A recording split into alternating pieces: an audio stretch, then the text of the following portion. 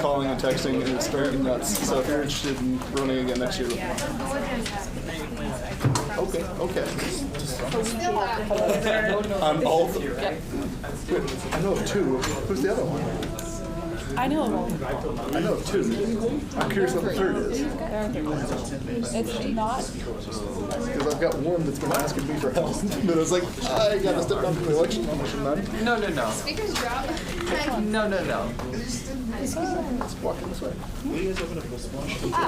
Yeah, no, I know. For sure. I know about two. I know of two. I don't know how to go into this. No. We're not going to talk about it. Join me that way. That's all about you too. All about me? Yeah, about talking mad shit. I know Grace was saying bad things about me. Grace is just turning into a real politician over here. I would say nothing. About me? Of course I do. Yes, I know. No. Let's say that. Grace, I'm gonna pick you for a major politician over here. All three parties. Don't have opinions. Next year. Will be elections. Friends, please take your seats. I'm taking no sides. Please take your seats, friends. We're going to go ahead and call the meeting to order at 4 p.m. Oh my gosh, perfect and on time. Let's go ahead and get right into it. Roll call first up. Senator Geber Miriam. Senator Geber Miriam. Or on Zoom. Nope. All right, Senator Sharaff. Senator Sharaff. On Zoom? Yes, there it is. Yep.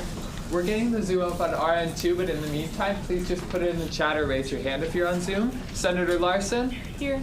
Amazing. Senator Woltekaiden? Here. Thank you. Senator David Wing? Present. Thank you. Senator Demeji? Here. Thank you.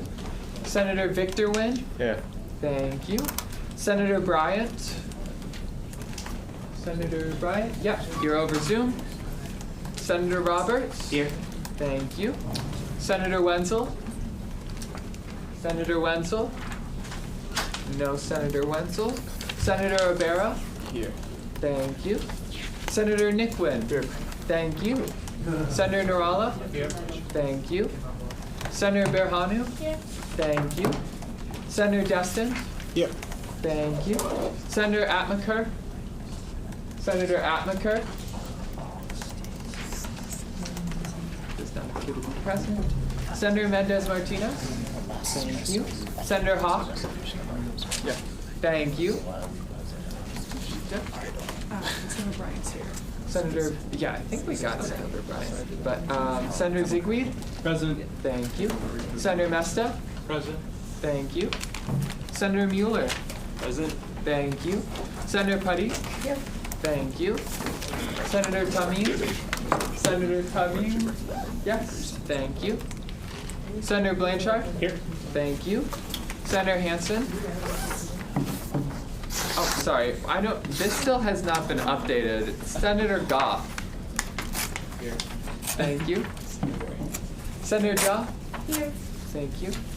Senator Roiger? Here. Thank you. Senator Andre? Here. Thank you. Speaker Novak? Jinkies, that's me. President Zelmer? Here.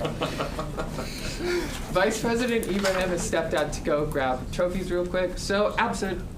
Get pranked. All right. Gonna go ahead and jump right on in. So, first up, we've got presentations. We have a lot of presentations for today. So what I'm going to do is I'm going to be limiting the presentations to 5 questions. So only 5 questions per presentation since we've got a long agenda for today. With that being said, our first presentation is from the Basic Needs Research Group, which I believe are over Zoom. Are you guys ready to go? Ava's here. Hey Ava, are you ready to go?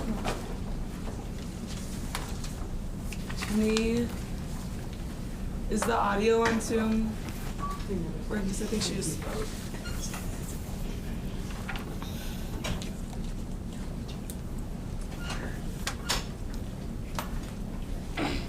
Otherwise I can. Sorry, can you hear me?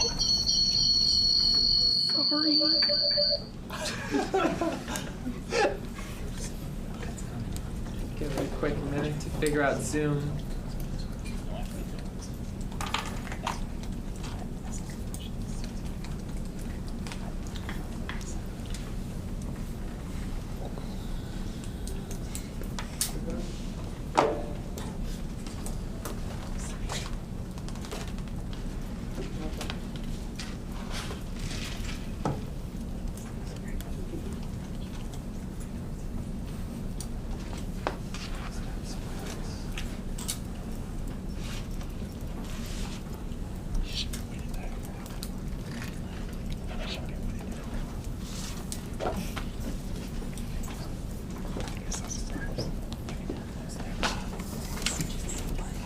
Sorry for the delay, friends.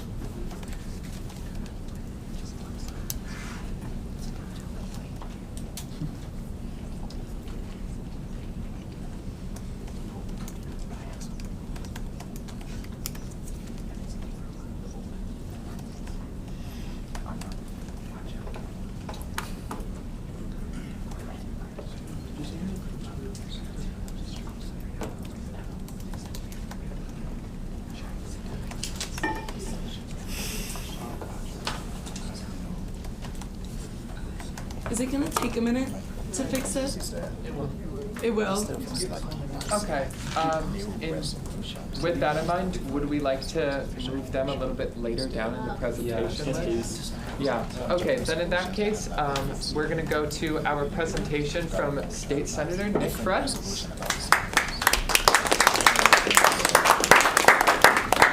Hey everybody, you have to have these on? Yeah.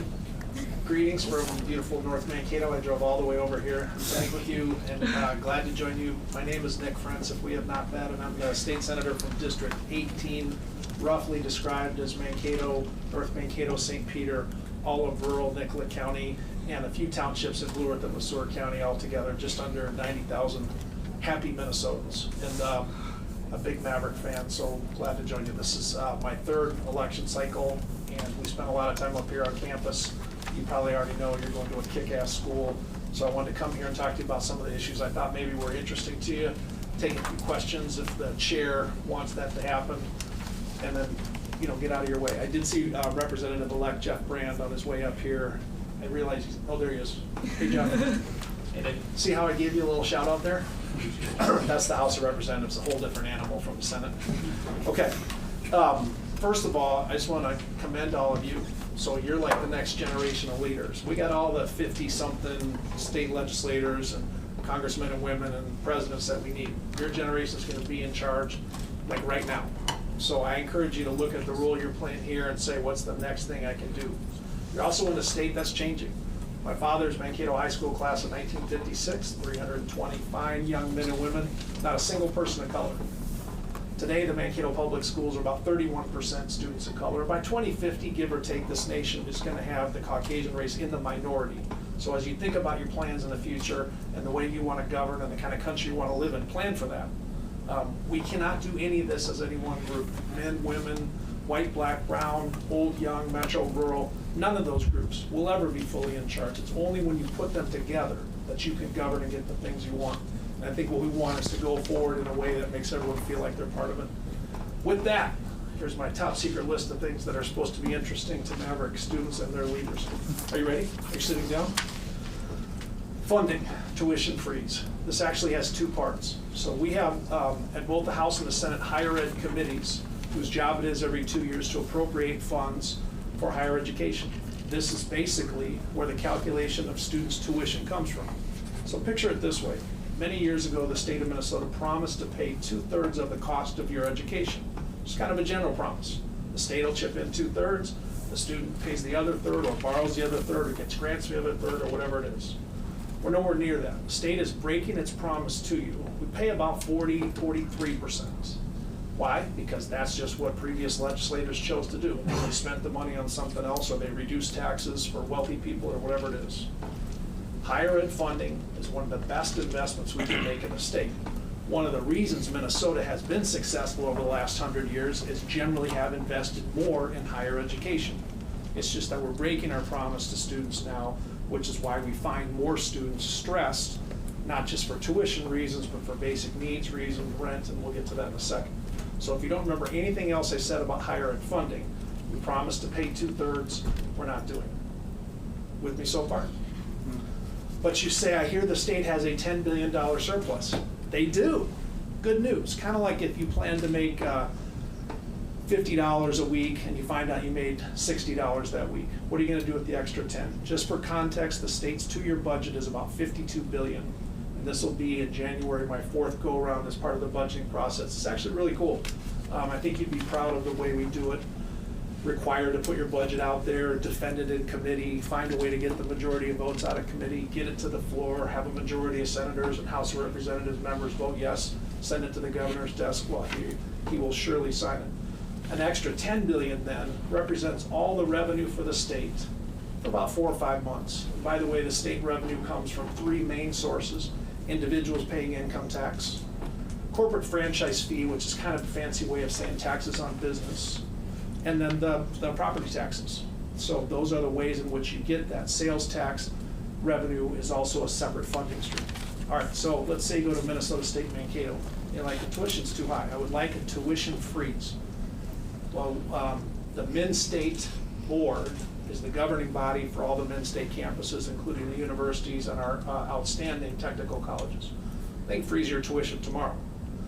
However, that does not change the expenses necessary to run the university. So let's say you have outstanding faculty here at Minnesota State Mankato, and you do.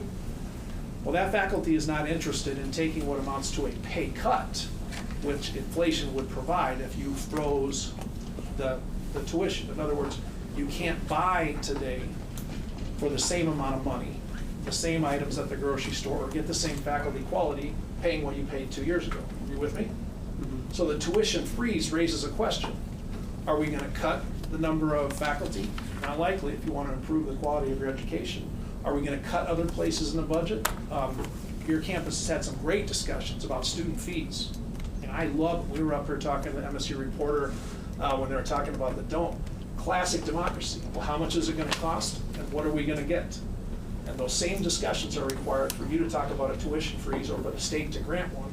We have bills introduced every year, including by my colleague across the river, Senator Rich Drahan, who, by the way, is just a Mankato kid, born and raised here, went to East, went to MSU Mankato, just lives out by Lake Washington. So now he's the senator from everywhere from Newmarket down to the Iowa border. Never mind that little friendly rivalry. The proposal of the tuition freeze does not solve the problem of where the funding is coming for all the other things you want for your university. So think globally about what the tuition freeze means. What you want, in my opinion, is an increase in the appropriation for higher education. And given a $10 billion surplus, there is certainly money to do that, although some of that money is one time. So think of it as you make X dollars a week and we say one time you have this amount extra. That doesn't mean you can pay the same extra car payment or rent every month for the rest of your life. It means you have a one-time lump. That is roughly what we have now, although about $3 billion structured. Basic needs funding. We can put together funding for students to make it easier for students to afford their education. 4 or 5 years to get a degree, 2 years to get a certificate, whatever it is. There again, it has to compete with the other priorities. So one of the nicest things about the state budgeting process is also the hardest. It must balance. We have a lot of jokes about our friends in Washington, D.C. who do not have this little requirement. They can just print money and send it out to you, and they'll worry about it, when their grandchildren are taxpayers. The state has a constitutional requirement that the budget must balance. So for basic needs, food, clothing, shelter, we can provide those things for students. But where are you going to get that out of the budget? A very common approach these days is to provide a tax increase on the wealthiest Minnesotans. I'll just say this, I already told you that I'm in my 50s. The wealthy people in America are not like the wealthy people when I was your age. They are far wealthier now. We have a whole category of billionaires that didn't even really exist when I was in my 20s. And that's part of capitalism, which does drive personal incentive and does produce some productivity gains. So I'm a capitalist. But if you're going to increase the funding for basic needs and you want to say where's it going to come from, you can either cut other parts of the budget, transportation, all the different, there's 22 standing committees, or you can raise taxes. And you don't have to figure this out today, but in the same way you make decisions about your weekly and monthly budget, you make those same decisions on behalf of the state. By the way, we get some money from the federal government. That's the group that doesn't have to balance it. Renters' rights. Here's a category that is very important to our students. So we have the basic landlord-tenant relationship, right? The student wants to rent their apartment. They have a landlord. They sign a lease that the landlord drafted.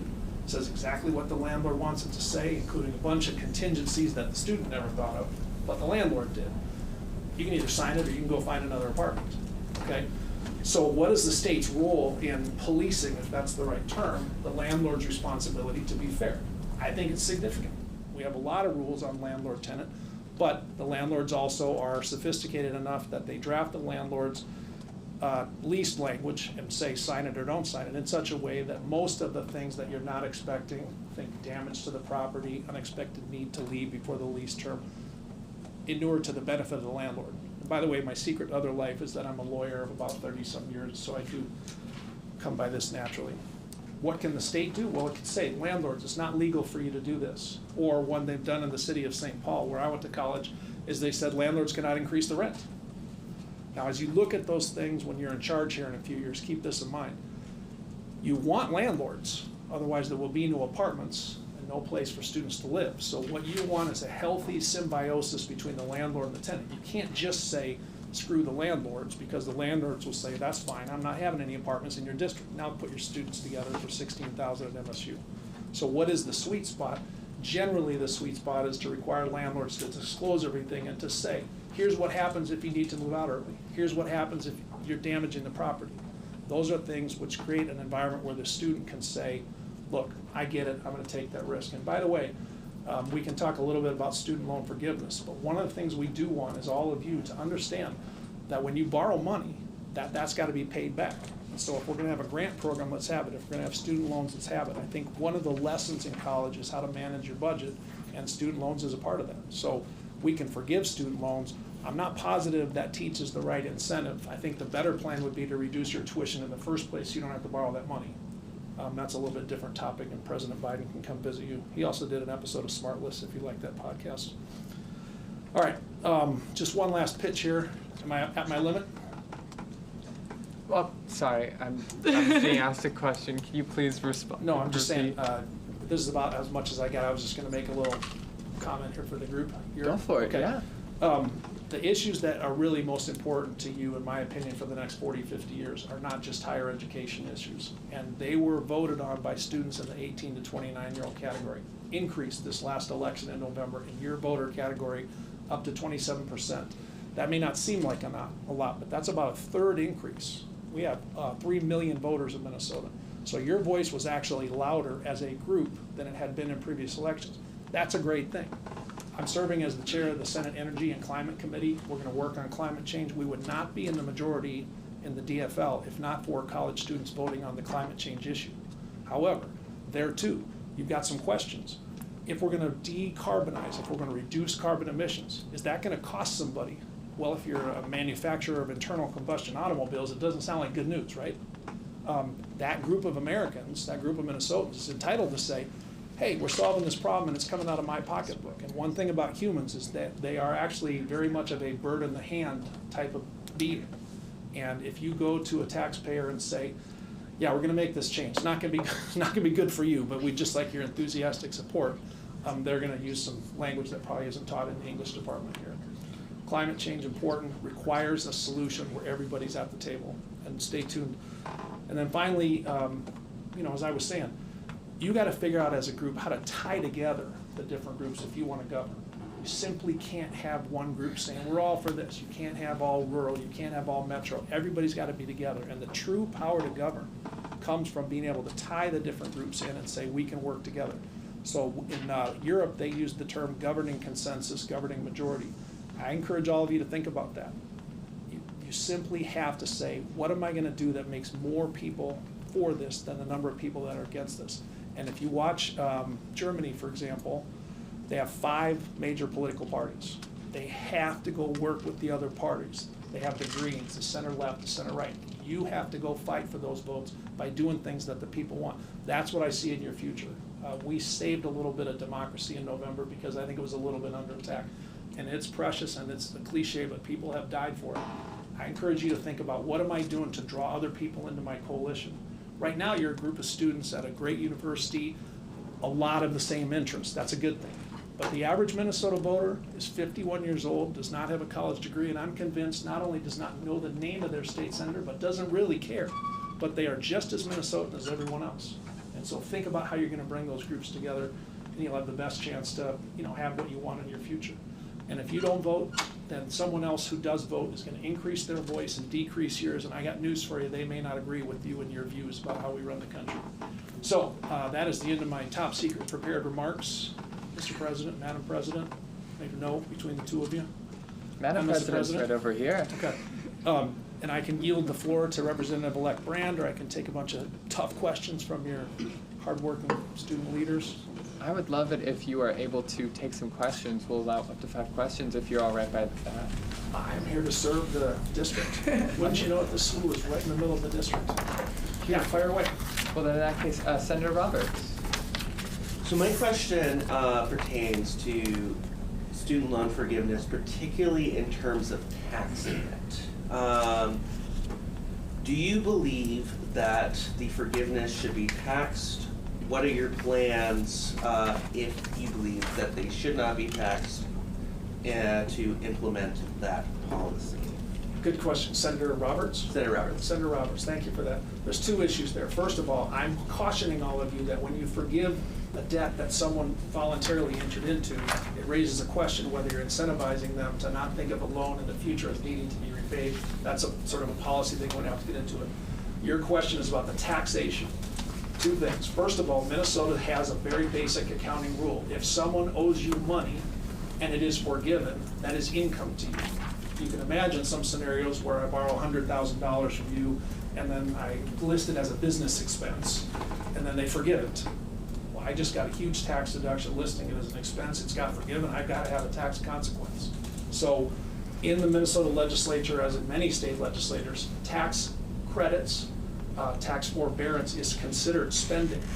If we're going to forgive the taxation on the student loan forgiveness, let's say that's $75 million. Don't quote me on that, I'm just taking. Where's that $75 million coming from, Senator Roberts? From other areas. You're going to need to have a better answer, because when you say, okay, I want it out of the transportation budget, it'll be about 10 seconds before we have 3,000 registered lobbyists. They'll be outside your office saying, did you just propose to cut $75 million from the transportation budget? And you're going to say, well, I just felt it was important to forgive the taxation of these loans, right? That's what you want. They're going to say, well, why don't you just take this transportation budget here and show me where the $75 million is going to come out? Light rail in the cities, student buses outside of MSU, and that is the decision I think that I'm drawing you to. Not that it's wrong to forgive it, the taxation, but you have to have an offset. It has to come from somewhere. That's the hard part. And you probably figured this out. When you're big shot super adults making millions of dollars, you have to do the same thing with your own budget. Your personal budget requires you to make those same choices. I am neutral on forgiveness of that. And for the reason that I like the idea of telling students you don't get taxed on the loan forgiveness, I'm not as excited about meeting Senator Scott Dibble from Minneapolis, who's going to be the Senate Transportation Chair. He'd bring that sheet right over to my office and say, did you just propose to cut $75 million from my budget? And I would say, sure, you got $4 billion other, don't worry about it, Scott, it'll be fine. So yes, I understand what you're saying. There's a consequence to cutting it. We could cut everyone's taxes to zero. We would say there's no more corporate tax, there's no more sales tax, there's no more personal income tax. This university would be open for, see President Inch in here somewhere? Yeah, this university would be open for another 6 weeks. You know, so we could probably make 6 months. we have such outstanding administration that they could go 6 months. But to your question, yes, you can do that for that group. And you're going to get this other question, Senator Roberts. Did you just tell a group of 18 to 24-year-olds that they get a $75 benefit and all the other Minnesotans get nothing? Your bill says nothing for carpenters or nothing for bus drivers or nothing for adult basic education, which is very important to us here with our refugee community. And I'm just throwing that out there, putting you on the spot because you had the courage to ask me that tough question. Thank you for that. Is that fair? Yep. I didn't give you an answer, but I framed your question. Any other tough, hard-hitting questions? We've got another one from Senator Destin. So, first of all, thank you for your presentation. My name is Destin, and I am an international student.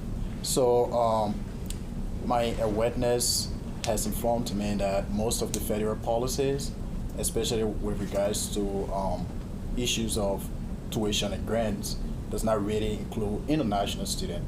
So, on the subject of your tuition freeze, is it going to affect every student across the board, or is it just going to be students that are American students or permanent residents? First of all, I'll give you my answer. It's Senator Destin. Yeah. Nice to see you. Thank you for that. I think the international student is as important or more than the domestic students. I think if all we cared about was money, it's more important to us as a country. So that is my take from an economic standpoint only. Then you talk about America as a welcoming country. The entire nation is immigrants. My family runs around saying how they moved here 150 years ago. Who do you think was here when my ancestors got here? A culture that had been here for 50,000 years before that. So we want to encourage international students, and it has been a major success of this campus, by the way, as many of you know. So I would say it should include international students. You have a lot of debates that include at the federal level, what about those that are not U.S. citizens? And it is a point that some citizens pay more taxes than others, and if it's your pocketbook, they say, well, why should I pay for someone else to get the benefit? My answer is if you think team first, you want to, but that is yet to be determined. And we've had some of the issues with international student fund benefits for, medical, we're raising those questions. But our nation is as lucky as it is because everyone immigrated to here outside of our indigenous communities, and that is the only way we're gonna stay strong. I'm telling you, that's the change we're going through now. And in 500 years, this student senate's still gonna be here. Mavericks are still gonna be top 10 in hockey, but it may look very different, right? The birth rate went down 20 years ago to less than 2 in Minnesota, meaning the people that were here were having 1.8 babies for every 2 people. I don't know if we have any math majors in the room, but that means eventually we'll be at 0. Without immigration, without encouraging people to come here, we're going to go the wrong way in population. Instead, Minnesota being a welcoming community and this campus being pretty welcoming, we've actually seen growth here. 7.8% growth in Minnesota over the decade, higher than the national average, even though it's frickin' freezing here. How'd they do? Thank you very much. President Zelmer. Thank you for coming today, Senator Frentz. President Zelmer. Congratulations on another successful campaigning year. Thank you for that. Also, thank you for employing a former student government senator and coordinator as your marketing person. My pleasure on that. Yeah. So I wanted to ask you, as the representative of the second largest public institution in the state of Minnesota, and in your role as a leader in the Senate and of the Democratic Party in the Senate, you were talking a bit about a tuition freeze as well as general funds, which is very important to our Senate as a whole. We know just a tuition freeze wouldn't help fix our budget issues. Would you be able to commit to us, before you give us where are we going to cut it from, because that is your job, we elected you to do. Oh, I see. Where would you be able to commit to supporting a tuition freeze and general funds for Minnesota State colleges and universities? Yes, if you let me tell you where we sometimes go wrong with promising the good part and forgetting to mention the bad part. Yeah. And I have President Inch in the room, so yeah, I'm an advocate for higher ed funding. I'm also an advocate for E-12 funding. I mean, Minnesota's success has something to do with the fact that we invest in education. I'm the only one in my immediate family that was not a public school teacher. I just think it's a good investment. The caveat is that is where a lot of politicians get in trouble. And I don't know if you've ever heard someone say this before, but we have to cut taxes. We're going to cut your taxes. You're going to get more money in your pocket. You're going to have more money to spend. We're going to cut taxes. Sounds great, right? They forgot to tell you the part about Senator Roberts cutting out of the transportation bill, and I don't like it. And I think, especially at the state level where there's a balanced budget, I would support that funding for higher education. We now have a chair identified for that committee, Senator Omar Fateh. We are going to have meetings with our friends at Minn State. A board member there, of course, is Kathy Sharon, my predecessor here in the Senate. Yes, I would vote for it, even though I know it's got to come from somewhere. And by the way, if you're asking where it comes from, I would say we have a surplus. The governor's made no secret of the fact that education's his top priority. I think we can find that money without painful cuts. Take it There it follow. is. Now go tell the reporter I said that. They're in the room. Yep. Do not tell the reporter I said that. Storm, you got a question? I know we have a follow-up from President Zelmer, but since we only have 5 total questions, we've got 2 more. Does anyone who hasn't talked yet want to give it a go real quick or no? Okay, then President Zelmer. Follow up, President Zelmer. Yes, hi again. So you've often been a supporter of bills that support Minnesota State Mankato, specifically our infrastructure. As you know, Armstrong Hall has been a topic of conversation. I thought we'd have one by the time I graduated. I'm graduating this spring. Will you be able to help us prioritize Armstrong Hall in funding different infrastructure projects in Minn State? Not only will I be able to help you, and not only have I been the chief author of that bonding bill, but I think it will remain Minn State's highest priority. As many of you know, Minn State puts together all its bonding priorities, Mankato, St. Cloud, Bemidji, whatever, and prioritizes them for you. And by the way, bonding is not requiring you to cut from transportation. Bonding is the borrowing of money for capital projects that are so large they can't jam them into the annual budget. So yes, I would be happy to be the chief author of that bill again. It makes sense since it's in my district. And yes, I will advocate for it. And I'm hinting that I think Minn State, which has to go through its own process of how they prioritize, will have that very high, certainly high enough that they'll get it in a bonding bill if it is the size of the one we agreed to that didn't pass, 1.4 billion. I'm also the author of some other projects, and as you may know, was an author of the Clinical Sciences Building. The district has some needs. I will say an extremely pressing need is the Mankato City Water Treatment Facility, which by not passing a bonding bill went up $20 million. And so Armstrong Hall is allowed to say, you know, if you don't do it now, do you think it's going to get less expensive in a year? So yeah, that's easy. Super cinchy question. Amazing. And Do we need have? to. Yeah. Do we have any other questions? We've got time for one more if people want. All right. Seeing no other questions, do you have any final thoughts or anything you want to say? No, it's just, I mean, I hope this looks fun to you, the work that you're doing now, and I hope you think about where you fit in. We need people to give back. It's a big joke amongst my local friends that I did not get a pay increase to leave my job as a lawyer and be a state senator. It's actually a decrease, and it's about 12 hours a day, and I have to live away from my family Sunday night through Thursday. It's still one of the greatest joys. I mean, it's just such a blast, and I know you're going to hear from Representative-elect Brand. So thank you. Mavericks rule, that is a scientific fact. You got to give me that one. And thank you for having me, President Zelmer. Storm, nice seeing you. I'm going to sit over in this area now. Amazing. Thank you very much.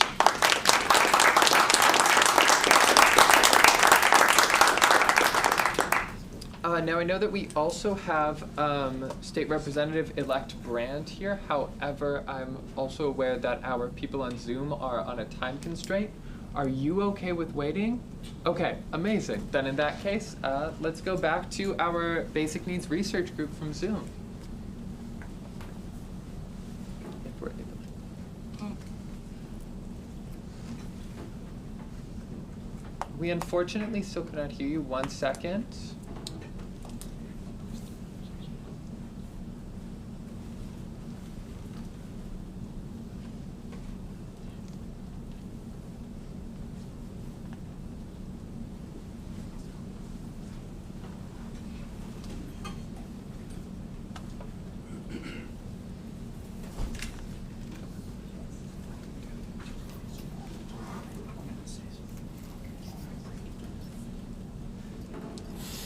David, do you want to try again?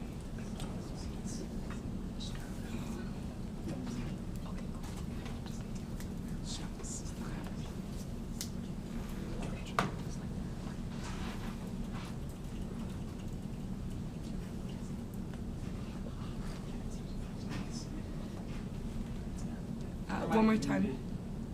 One more time.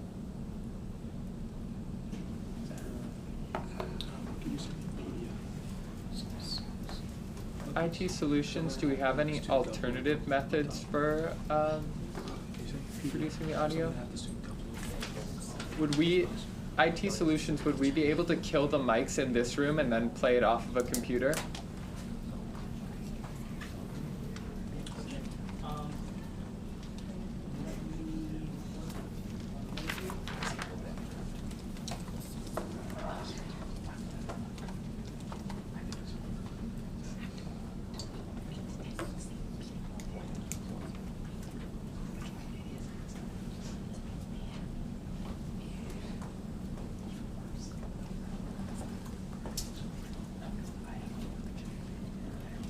Can you have her talk again?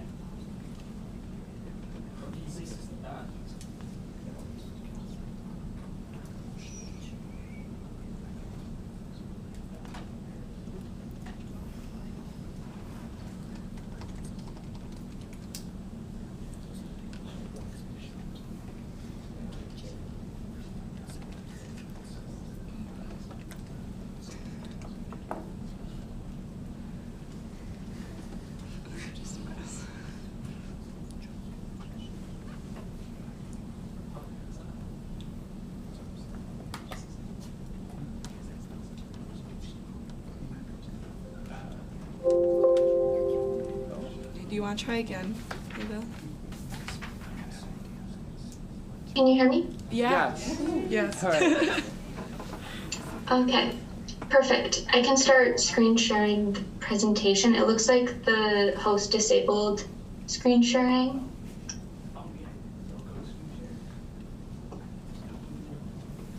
Does anyone know how to fix that? It's currently being fixed. Okay. Yeah, it's still not letting me screen share. Give it another shot right now. Okay, now we're good. All right. So, are you able to see just my PowerPoint? Yeah. Okay. Sounds good. So we are a group of student researchers in a sociology class who decided to study the intersection between transportation and food insecurity at MNSU. And we chose to address this issue because many of us have experienced living without access to personal cars in Mankato, and we know that it's unnecessarily difficult to meet basic human needs with the current public transportation system. Also, there's overwhelming evidence to support public transportation as a necessary step in the fight for food, environmental, disability, and racial justice, and for public health and safety. And we feel that our community deserves a public transportation system that's easily accessible to everyone.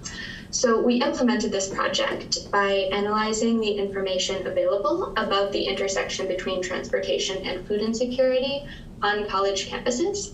The study design team conducted a collaborative autoethnography and a price and quality comparison study of grocery and transportation options in Mankato. And they sorted that information into themes and organized findings based on the study we designed. The advocacy and outreach team met with community leaders to understand the current state of social services in Mankato and raised awareness of our findings. And then we also compiled all of this information to develop concrete solutions to these issues. So our literature review uncovered that college students suffer from an insecurity of basic needs, which has worsened during COVID. We're defining basic needs as including food, housing, mental health resources, sleep, hygiene resources, and transportation. And students are struggling to access these resources. We looked at literature regarding food insecurity and transportation issues among college students and found that food insecurity radically impacts college students' physical and emotional health, as well as school outcomes and retention rates. And this has worsened during the pandemic. Because of how severely food insecurity harms student health and academic performance, a functioning university really does need to ensure that its student body has easy access to healthy food. Also, we found that MNSU is not doing well in this area. A past study done at MSU in 2018 showed high levels of food insecurity, especially among students of color. We also found that nationally, transportation inequality is a huge issue, which especially impacts international and racial minority students. Several studies have shown that reforming transportation leads to more successful students and higher retention. So it's also essential for universities to provide easy transportation, both because it's needed to access basic needs like food, but also to access things like employment and networking opportunities that are directly related to student success. Now, Annette will present the methods. All right, thank you so much, Eva, for that information. So this research study used a collaborative autoethnography, and the student also investigated the existing programs from different universities to see what they are doing on issues regarding to transportation and food security. And the students also visited different stores that are close to Minnesota State University to see what kind of food is available in those stores. And we also collected the prices of some basic needs that we developed to see how much students spent on groceries. Can you go to the next slide? So a collaborative autoethnography is a type of qualitative research method that focuses on self as a study project. So it enables the researchers to use the data from their personal stories as situated in social, cultural context in order to gain an understanding of society through a unique lens of self. So can you hit the next slide? So the present study was done by 7 student researchers from our social justice and social engagement class, and students had to go to different stores using public transportation so that they can have a better understanding of the experience of not having a car in Mankato. So during the experience, students collected field notes and data analysis was done. Can you hit the next slide?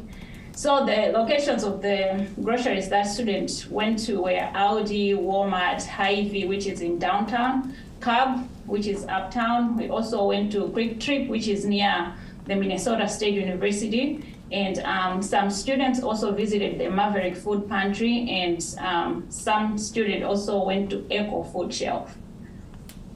So after we collected the data, we did the analysis, and these are the evolving themes.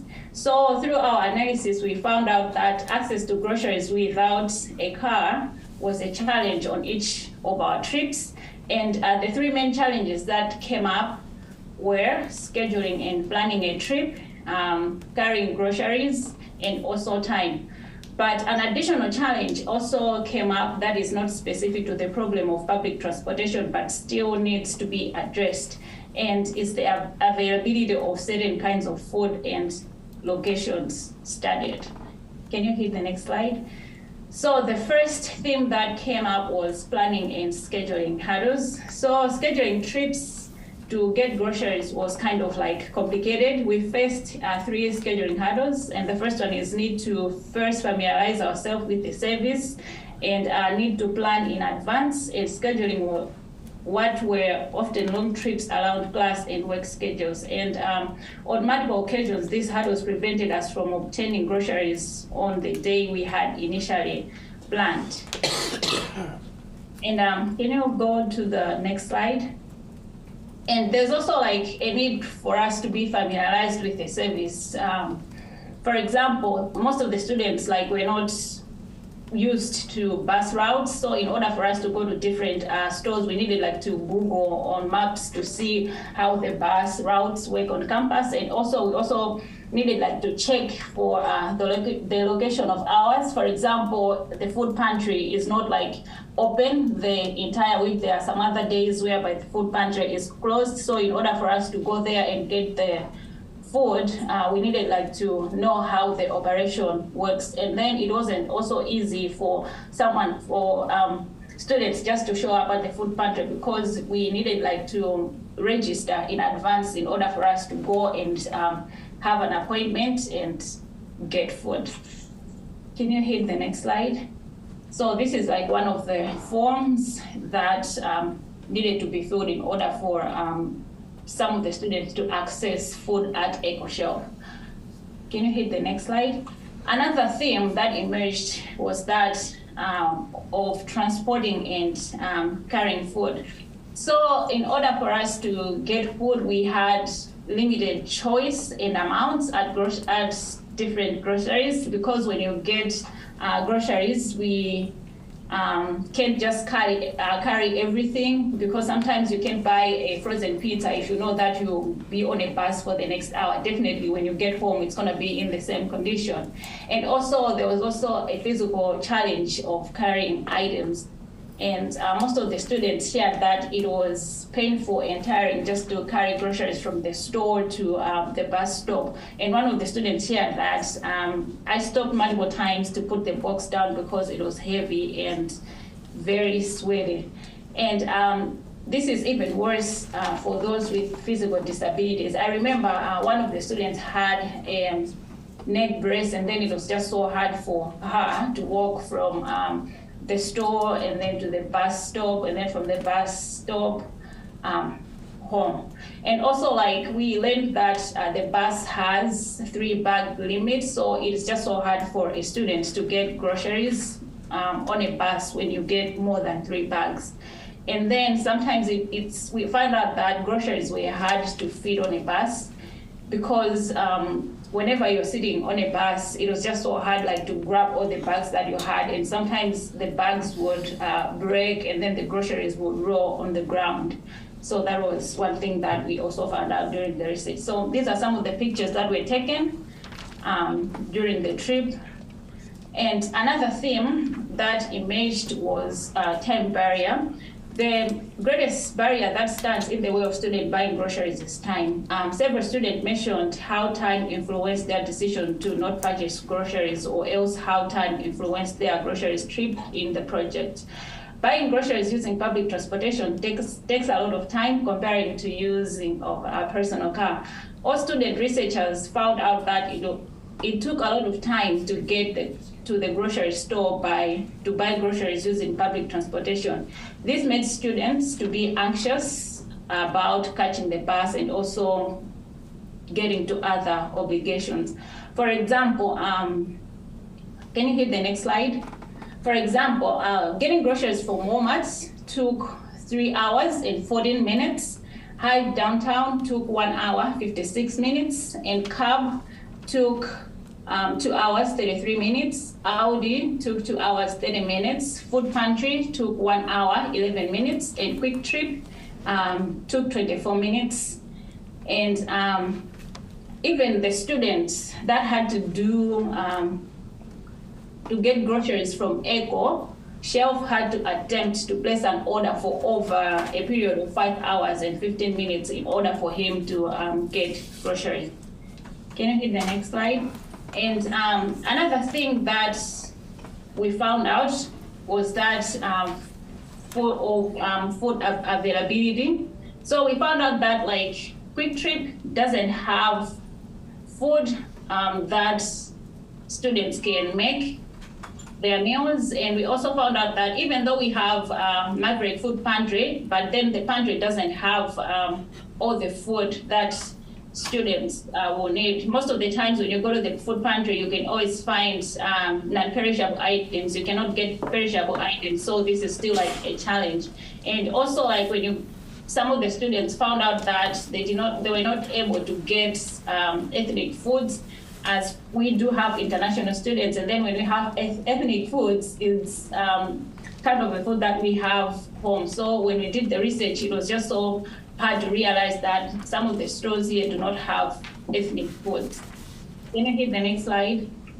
I'm very sorry to do this, but I'm gonna make a quick request that since we're bumping up on that time and we've got a very long meeting, if we're able to wrap up unless people would like to motion to extend. All right, I'll just let Eva to continue with the recommendations that we came up with. I have a One motion. sec, there's a motion on the table. What's the? A motion to extend for 5 more minutes. This is a really important presentation for us to hear. Second. Yeah, 5 minutes will be fine. So Eva will just wrap up. Any dissent? Yeah. No dissent. Oh. Go for it. Sorry. Trying to. Okay. Sounds good. Thank you. So I'll just fast forward. So we have 5 solutions that we came up with using the methods explained previously. The first recommendation is to improve the routes, flexibility, and rider experience of existing Mankato bus services. This includes first increasing the frequency of existing bus routes, which would greatly reduce the amount of wait time.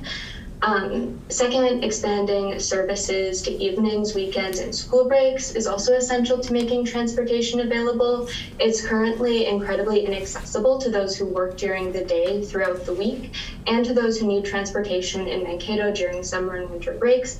I'd like to bring attention to how people who are international students who might not have time or money to go home over the break are often in Mankato, and also there are other people who live in Mankato too over breaks, and so limited transportation during those times is especially limiting. Third, allowing riders to bring suitcases, carts, or more than 3 bags onto buses would allow people to get as many groceries as they need without taking additional trips, and would enable those who have difficulty carrying bags or who need to obtain more groceries, maybe because they're caretaking, it would allow those people to meet their basic needs more easily. Fourth, improving Bus Mankato and MapLife apps would improve access to information. I'll show quickly, this is what the app looks like on my phone and on the phone of other student researchers. So these apps are supposed to show you the times and locations of bus stops, but that's completely inaccessible via mobile for many people. So those apps need to be developed further. Fifth, reducing barriers to qualify for curb-to-curb services for those with disabilities is essential. Currently, people need to go to a healthcare provider who nominates them or submits paperwork proving that they're eligible in order to qualify for this. But clearly in America, not everyone has access to a healthcare provider, so that's inaccessible to people with disabilities who don't have access to that. Additionally, MNSU doesn't pay for paratransit, which is disability transit services that are curb to curb, but it does pay for mainstream bus services. So this is a really obvious disability justice issue where we're paying for services for able-bodied people, but not for disabled people. Seventh, improving bus routes downtown. And the point there is that we need to pay for transportation for disabled people too. Seventh, improving bus routes downtown, specifically to Riverfront, Hy-Vee, and Napa Food Shelf could be viable solutions. These locations are also near nightlife and entertainment venues, which entertain and employ students. The next recommendation is for the university to use its own vehicles to provide shuttles to stores. MNSU does own buses and vans that aren't always in use, and that could feasibly be accessed. This table shows similar programs at other universities. I'll skip over details on how to implement that. You can contact us for more information if you're interested. But one issue here is that MNSU has expressed that this is a difficult solution because they don't pay drivers properly and therefore have a small number of people who are willing to work for them. For this reason, domestic students would normally work off campus because MSU doesn't pay as much as other places, but international students who have to work on campus are stuck accepting lower wages here, so we need to increase wages for student workers so that we can find drivers. We're confident that if the university is committed to serving students and reducing food insecurity, efforts can be made to implement such a service. We also have improving accessibility of grocery options close to home or school. This could include improving accessibility of the Maverick Food Pantry, which currently has limited hours and challenges scheduling appointments. So increasing funding and hours of operation and allowing drop-in services for students who often don't have time and energy to schedule appointments in advance would be hugely beneficial. Also providing more affordable subsidized meal plans and implementing university-wide SNAP education and enrollment campaigns to reduce stigma around and improve accessibility of SNAP would be beneficial. And then improving accessibility of grocery delivery services is another option, which can ease the physical burden and increase efficiency of transporting groceries. This is often expensive, so we recommend making food delivery accessible through volunteer-based programs or through a subsidization partnership with a company such as DoorDash, as the food pantry is currently exploring. We also have adding grocery options near campus. It was suggested that students just go to Quick Trip if they want groceries, but as Annette explained, that's not a viable solution. So we need either Quick Trip to expand its grocery offerings, or we need an additional grocery store to be added in the MNSU area, because this is currently a food desert for people without access to transportation. We also have increasing outreach and education. We have kind of a negative feedback loop happening currently, where because the transportation system is inaccessible and limited, people don't use it because it's not reliable. And then the city says that because of low ridership, we can't continue funding transportation. And so what we need to do is understand that people can't use transportation if they don't know about it and if it isn't reliable. So the solution is to increase reliability, expand transportation, and expand education and outreach around transportation so that people actually can utilize it. Recommendation 5 is to make changes without a significant change to student fees. We've established that students at MNSU suffer from an insecurity of basic needs, making it irresponsible for improvements to public transportation and food insecurity issues to rely on increasing student fees. Providing for basic needs should be a top priority for the university and for the city, as it's necessary for providing a functioning community.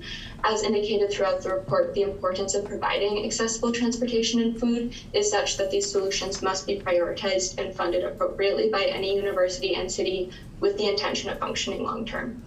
For this reason, we assert that the university and city must be able to adjust the budget appropriately to maintain low cost to students while providing for these basic needs.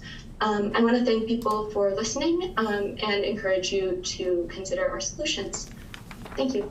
Amazing. Thank you very much. Sorry. That is Val just clap. That was a very good presentation, but we'll clap for them after questions. I'm not sure what's happening there, but before we jump into questions, I'm aware that we're getting the completed report at the end of the semester. Is that correct? Yes. Okay, perfect. And that may end up clearing up some questions. I don't know, but if people have questions at this time, I'm sure they'd be happy to take them. Any questions? Any questions at all? Then in that case, thank you guys so much for a very detailed report.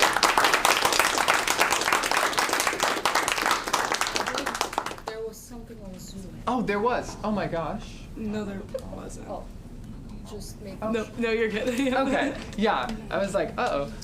Then in that case, thank you guys so much. Sorry for all the issues with Zoom, but we're gonna go ahead and move on to our next presentation from State Representative-elect Jeff Brand. Thank you very much for joining us.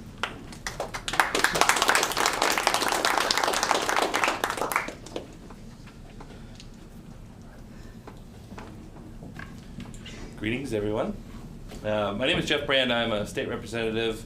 I was elected in 2019. I had two years in the legislature, one term, and I was unelected in 2020 during the COVID election by a whopping 108 votes. And so it was a little bit disappointing.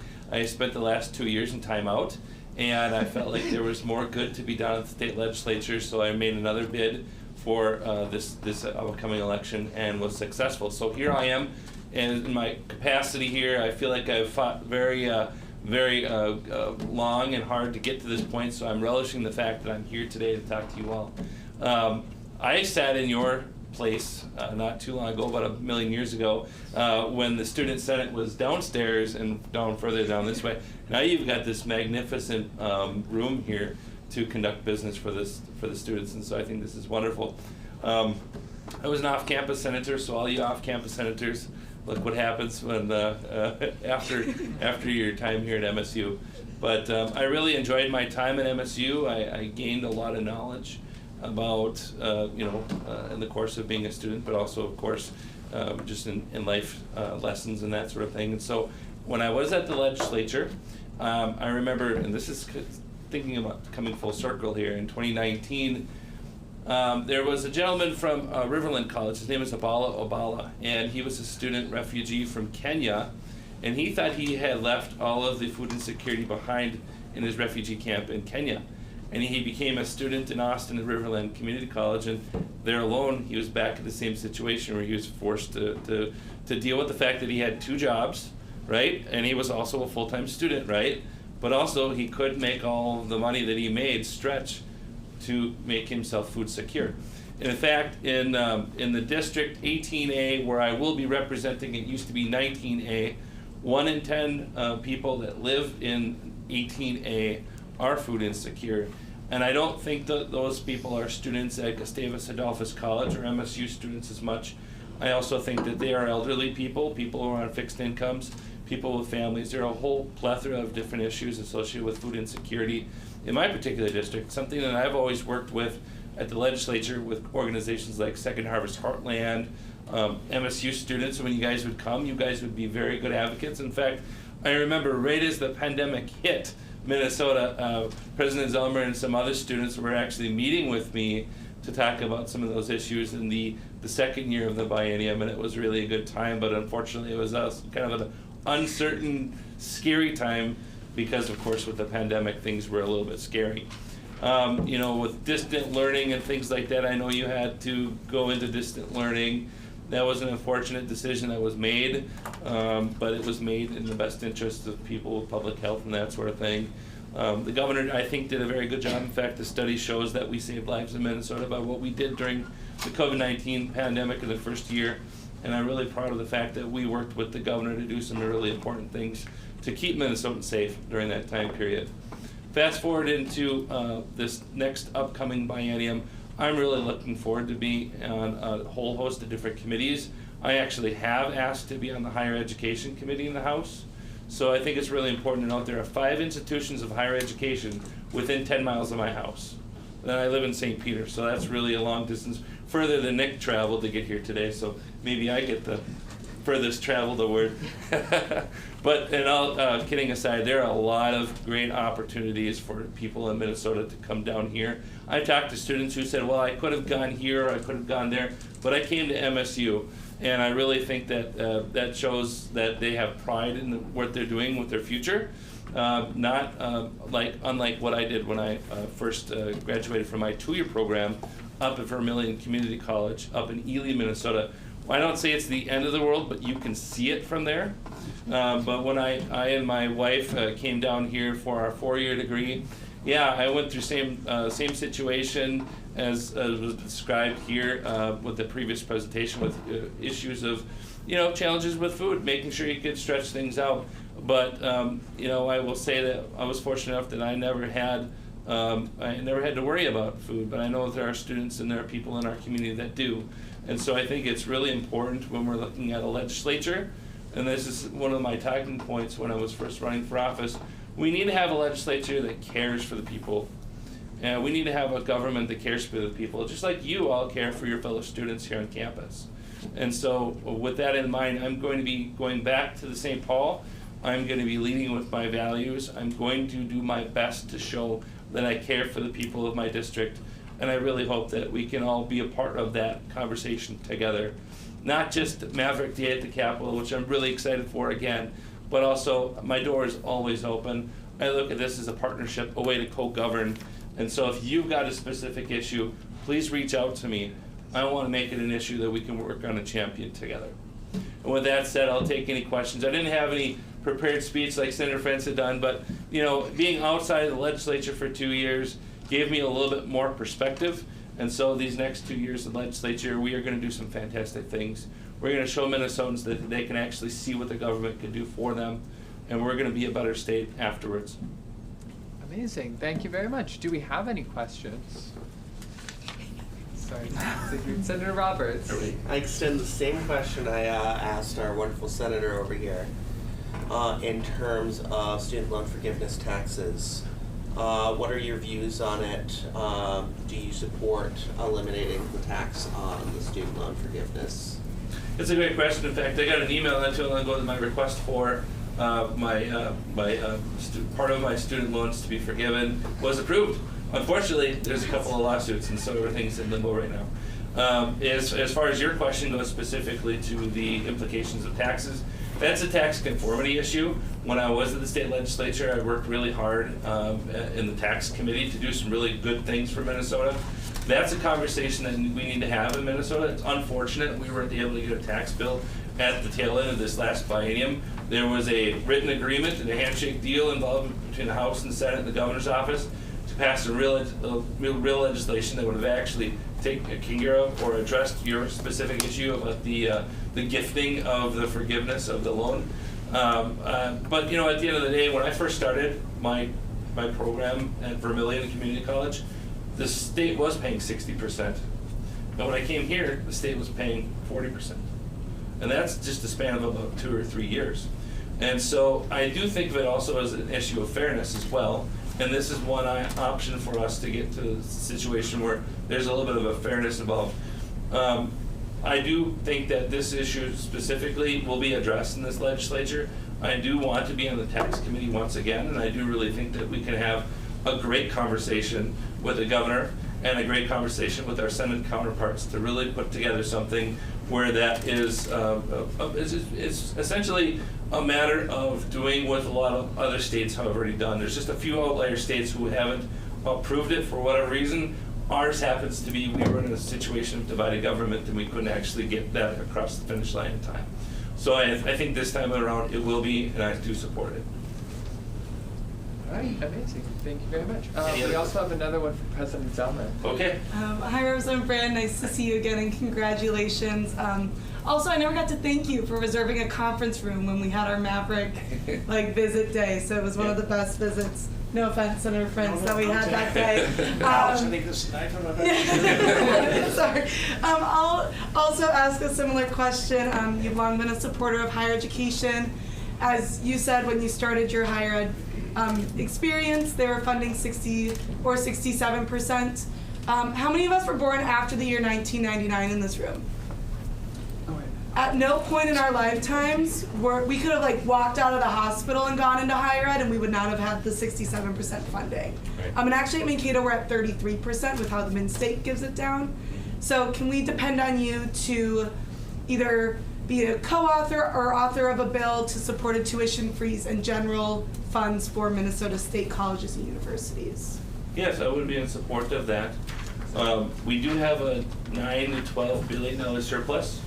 And so there are a lot of opportunities that have extended to us that other legislatures haven't had. In fact, you know, I would almost characterize it as an embarrassment of wealth that we have in the state right now.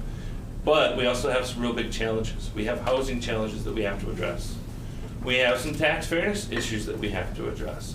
Our healthcare system is sick, and our students at our E through 12 level aren't being, they don't have the fully funded education that I think that we owe it to our students to provide. And so there are a lot of challenges, but we have the resources to do a lot of those good things right now. And so I would characterize that in with that category of things that we can accomplish. Thank you. Yep. Thank you very much. Do we have any other questions? Was that, did you have a question? No, I'm just taking this picture. Oh, here we go. Yeah. Social media and explain to everybody. Ah, wonderful. Well, then in that case, thank you so much for coming and talking with us. Thank you very much. We have a motion on the table. Motion for a 3-minute recess just to take a picture real quick. That way, we've already been here for an hour, so I figured people who were here that way they can head out. Then we'll get back on the agenda. Do we have a second on that motion? Second from Senator Larson. Any dissent? Any dissent to take a recess? Okay, 3-minute recess. Starting the timer. And we'll come right up over here. And then, Sorry. John. Can I request that you hop the tables and take them? Where are you going, over here? I'm thinking should we go on that side or that for a while. Okay, let's go on that side I was first. actually supposed to. All right, I'm gonna be right here. Y'all are gonna go there. It's the only way to get us. Right We're coming over here. Yeah, you all are welcome to join the picture. Well, happy Halloween too. I love that I walked up here as you were talking about that. Thanks for coming today. I'm sorry to. Taking it off. All right, you guys are off in the corner. Okay, Gotta middle? get you guys in the middle. Come in here. Come in Middle towards the back? You guys this way a little bit. How about that right there? Yeah. Shall we? May we? And Robert. That's what I'm trying to avoid, the GRE. Okay, and we need to switch. We need to look like we're friends and we're happy. It's pre-budget season, so we should be good. There's no fight here. We're all involved in politics. I'm trying to get chairs out of. I should take a photography class, maybe. Oh yeah, you should have just done this. Okay, oh. Wait, some of us need to squat, friends. Where's the sorority girls? Okay. Awesome. Can we get everyone in this? Yeah, he's just covering up that green light quick. Oh, awesome. Okay. Say cheese, and then we can do a Go Mavs one also. Who's going first? Senator Prince and Representative Brand. Actually, if you guys sit here, and then we'll. One, two. I have a cell phone. 1, 2. Actually, there's. 1, 2, 3. I'm good. Cool. Should we do a Go Mavs also? Yeah. Okay. Horns up. Who knows? You might end up on the side of a bus someday. Hey! Don't replace me. Yeah, right. Onto the wheels and more. Awesome. Thanks for stopping by again. Honored to have you guys. Enjoy your break. Nice to see you again. Well, I'll see you next time. I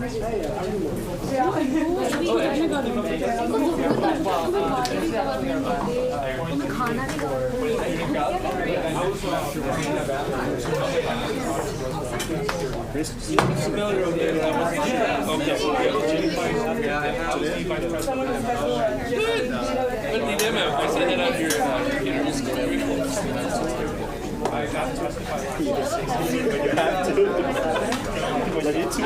Yeah, when I made a move. I'm excited. I don't have a lot.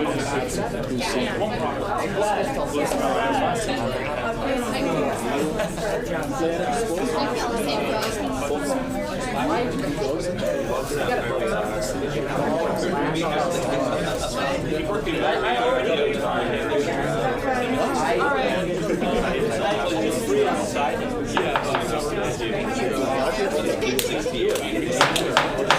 Everyone take your seats, please. Sorry, friends. Drop my glasses for a second. Yeah, make sure. That's the wings, No, that's That's the shiny space. Everyone please take your seats again. We're coming back in.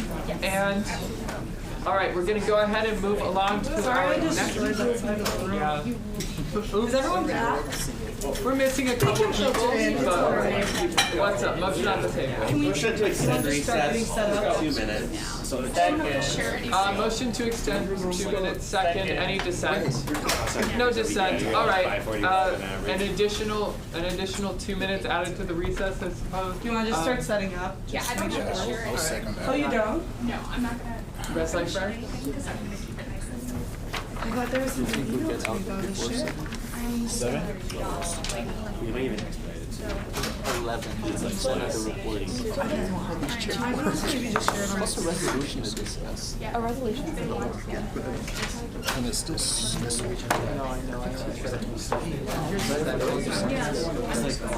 there's one. Everyone wants colors. Can I get, or can I share my screen? Oh, I can, thank you. Is that a motion? Did you motion? Present. Let's go for it. Does anyone know how to represent? You speak better English. It's not. I'm leaving out.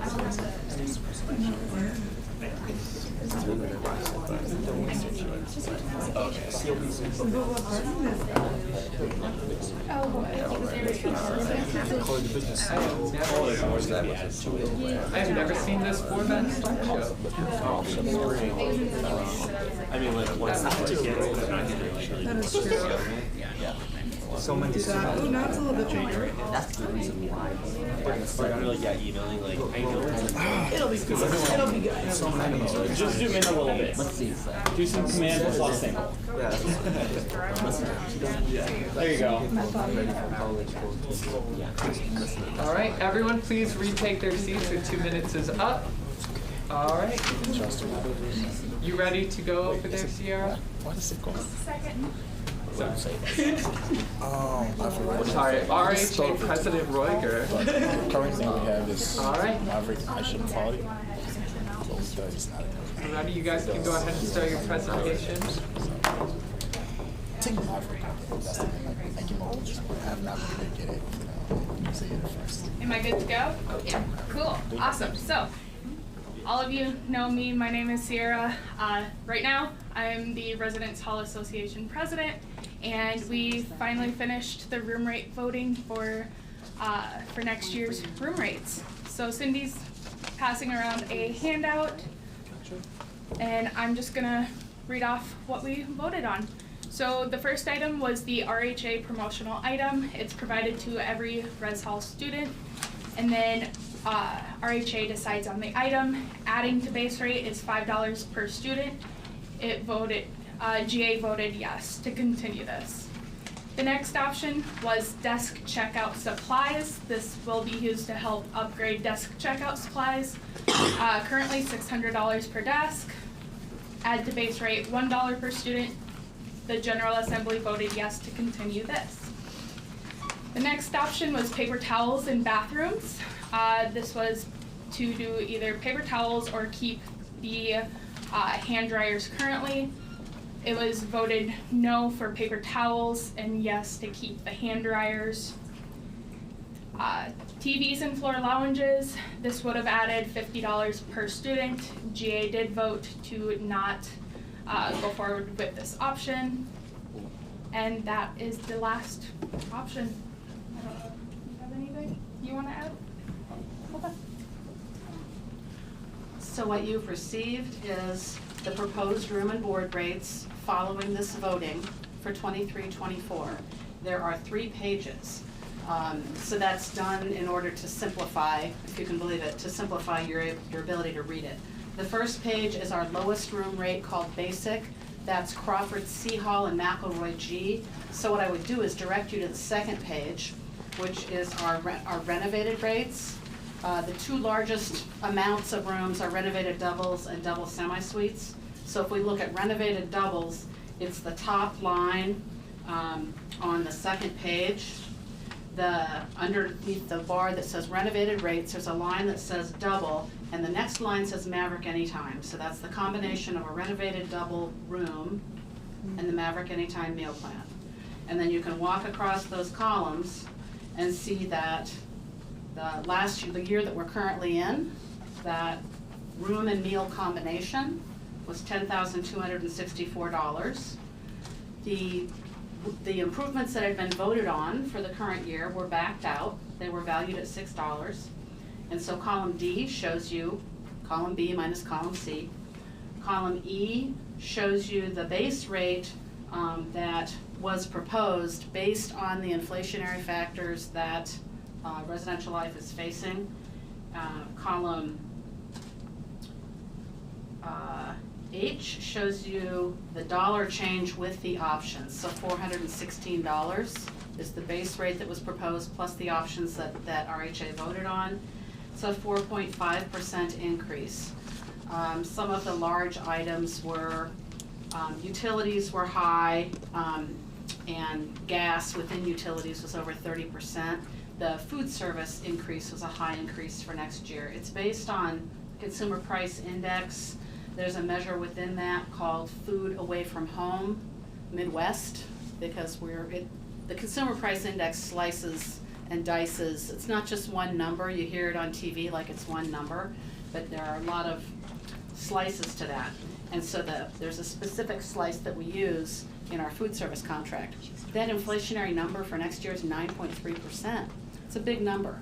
And so that was a contributor to the increase of 4% overall for our rates. You can ask Sierra questions about the process if you wish, or you can ask me questions. I've sent this. No, I need for you guys to put this in your minutes based on this piece of paper, but I've sent a presentation that is shown here that you can also review. Questions? Thank you very much. Do we have any questions? Yeah, Senator Destin.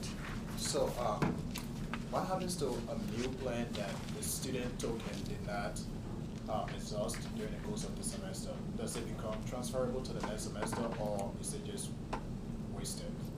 Okay. Each meal plan has its own rules, and I'll do a better job if I refer you to go to MNSU Residential Life Meal Plans to see the rules than if I try to do them all off the top of my head.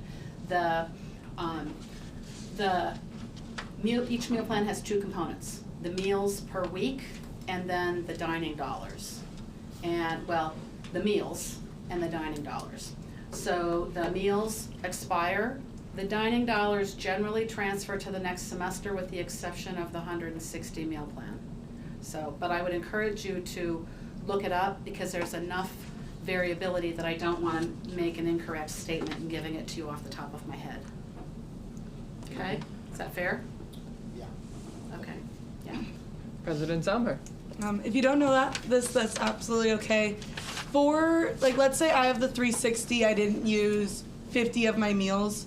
Could I choose to not have those expire and those get donated to the Swipe Out Hunger program? Or is it not set up that way at our university? Okay, so they're meal plans. When you say 360, are you talking, there's 160 meals per semester? Oh, yeah, I'm talking just like in general, like I have an off-campus meal plan, but let's say someone had the Maverick 160. Anytime meal plan, 160, okay. So the way that the pricing of the meal plans are set up, there is an assumption about how much a person's gonna eat, okay? So the assumption is about, let's call it 67% of the meals. So if a person eats less than 67% of the meals, they're not getting a good value out of their meal plan because they're eating fewer meals than the financial basis of the plan. If a person eats more than 67% of their meals, they are getting the best value out of their meal plan. So the meal plan is never set up expecting that each student would eat all of their meals. That's why meals aren't transferable.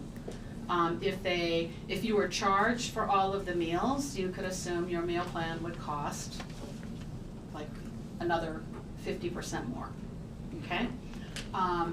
So no, students can't give away their meals. Students have guest meals that they may share. Sodexo does give some meals to the Swipe Out Hunger program. That name actually comes from a program that Sodexo initiated. Yeah. Thank you very much. Do we have any other questions? Any other questions? Any on Zoom? All right, seeing none, thank you very much. And let me just say, I could come back to academic affairs, student affairs, or this group next semester. I know you have a long agenda tonight, but if another time you're talking about residence halls, room cost or meals cost, I'm happy to come back. Okay. Amazing. Thank you very much. Okay, thank you. Good luck on your finals. All right. Next up, we have our final presentation for today, our Mental Health Mankato RSO.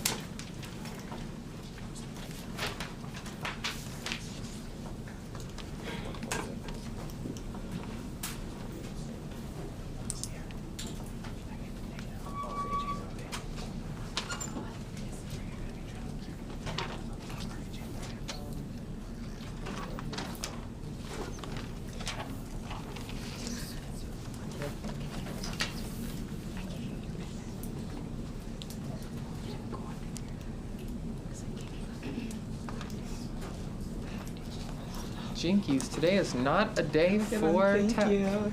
Thank you, friends. See you again. Take care.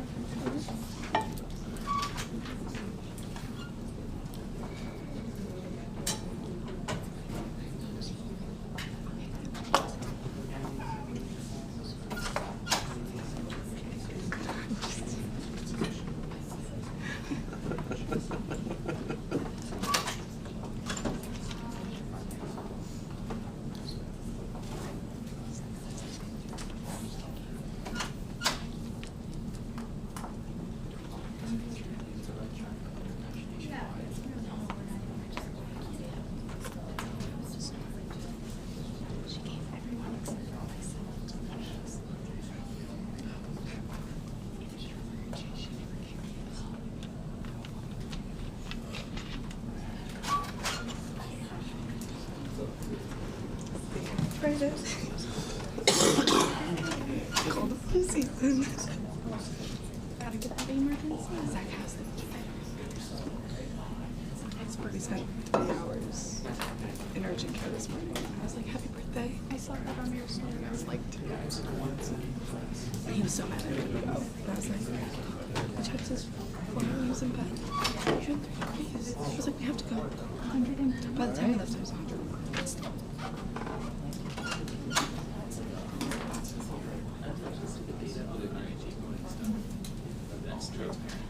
All right, hello everyone. I am the Vice President of Mental Health Mankato Student Organization. I'm filling in for Namita Basnet. Some of you may know her. She could not be here today. She had other plans that interfered with this, so I am here representing her currently. We are a new organization meant for mental health, and I will get into that momentarily. Next slide, please. This is our cover image. It pretty much shows all that you need to know. We have our logo.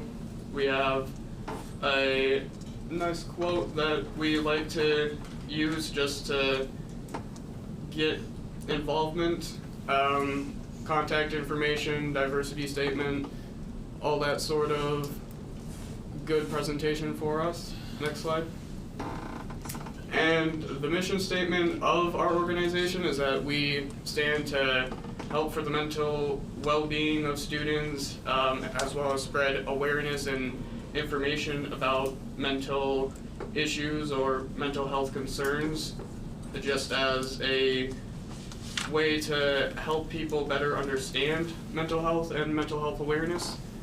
We have support through the counseling center as well, just in case we need any assistance with liability, as well as giving professional help to people that may need it if the situation ever arises. The battery died already? Technical issues? If you send us it after, I can just send it out to Senate. Yeah. Does anybody have a Mac charger? What kind of Mac charger? Do you need a USB-C?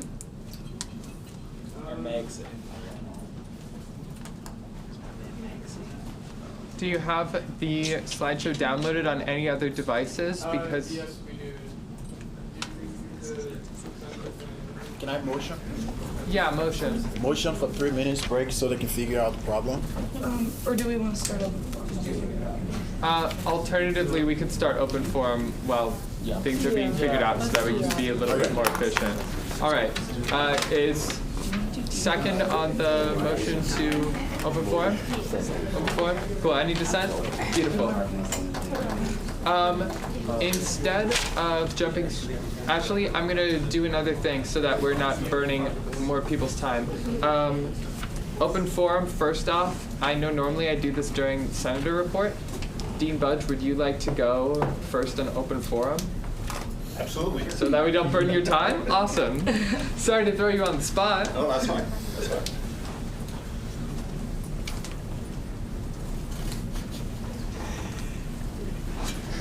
thank you for the opportunity to be here. I don't have anything too specific on the agenda apart from, again, echoing Dean Janney's remarks as far as good luck on finals.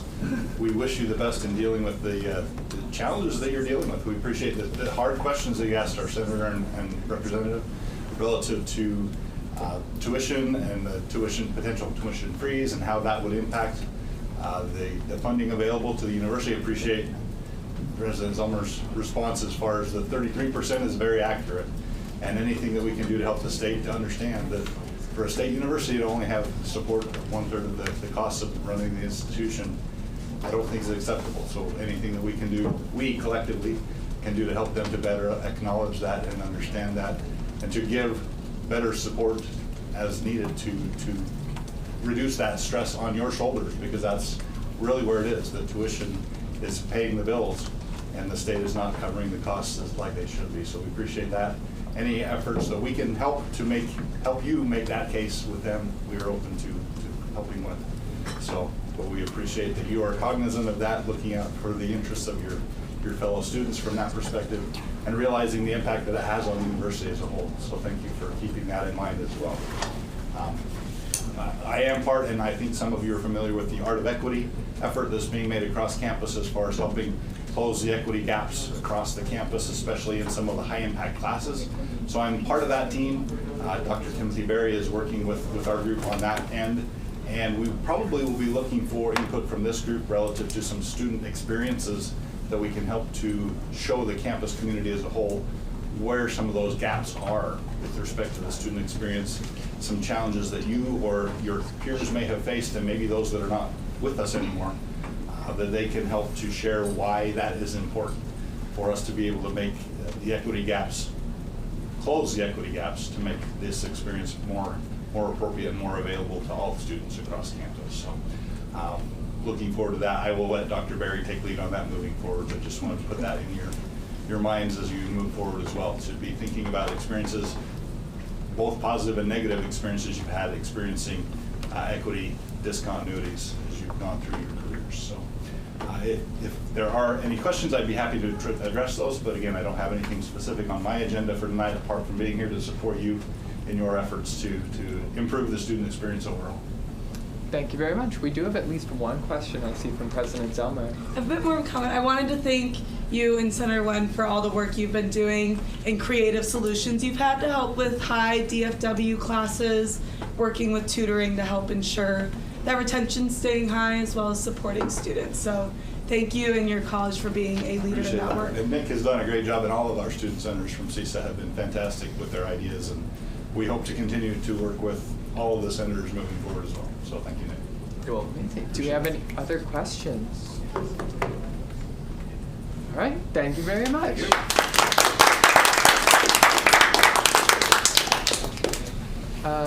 Are we good to go over there? Anyone else for open forum? Looks like anyone else for open forum. I don't have open forum. Okay. Anyone for open forum? Anyone for open forum? Seeing none, I'm gonna say that we just keep moving until the presentation is ready to go, if that's fine by you guys. Cool, then in that case, moving on to, oh, yes. Yeah, motion to move senator reports after open forum. We need to before approve the approval of consent agenda? Yeah, before the. Actually, yeah, let's get through those senator reports. We can potentially move the senator reports before officer reports, but we're at approval of consent agenda right now, and approval of consent agenda is where you move things around on there. Hold on. Okay, no motion? Okay, then in that case, approval of consent agenda. Is there any dissent or motions to the consent agenda? Yes. Senator Dumenchi. Yeah, sorry. motion to move the new business before senator reports, because some of us have to leave at 6. New business before senator reports. Do we have a second on that? Second from Senator Mueller. Is there a dissent on that? Dissent? Were you gonna say something? I was gonna give an alternative motion, putting it before officer reports. New business? I don't know. That could be perceived as a friendly amendment if you accept that, or we can just put it before senator reports. Whatever you want. Whatever meets everybody's needs. So we're putting it before officer reports. New business before officer reports. Any dissent? Seeing no dissent, no dissent. All right, beautiful, passed. Jinkies, this is a meeting. All right. Then in that case, approval of the consent agenda. Any further motions, amendments, or dissent? Motions, amendments, or dissent? PowerPoint's ready to go. All right, beautiful. Consent agenda is approved, and I hear PowerPoint is ready to go. So we're gonna pop back to our friend with the presentation.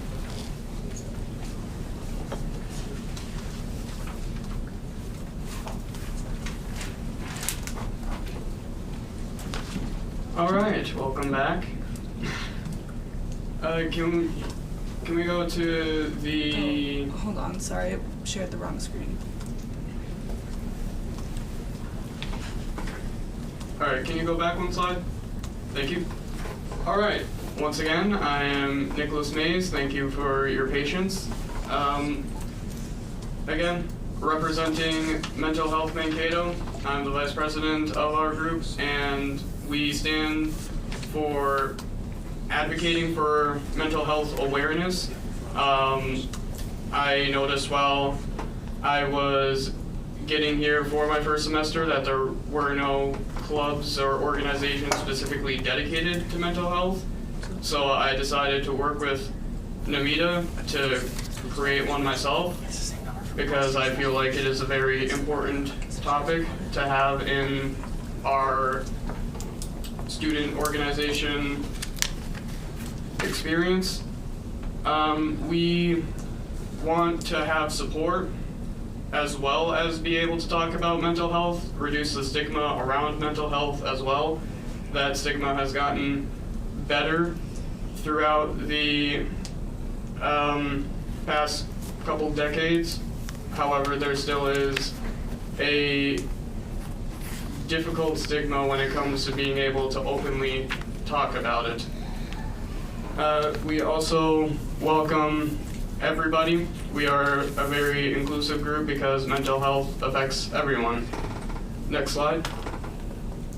To introduce our organization, again, we want to create a positive environment surrounding mental health. We want to be able to talk with people, let people know on possible routes to go if they are struggling with mental health. We have resources available through a direct advisor with the counseling center in case they need professional help, because while we do want to fully indulge in mental health, we cannot provide actual professional medical assistance because we are only a student organization.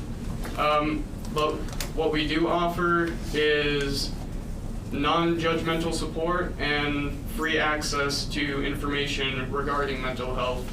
We were established not too long ago, October 7th. However, we plan to stay for the long run. Sorry about that. Go ahead and That's all right. Next slide.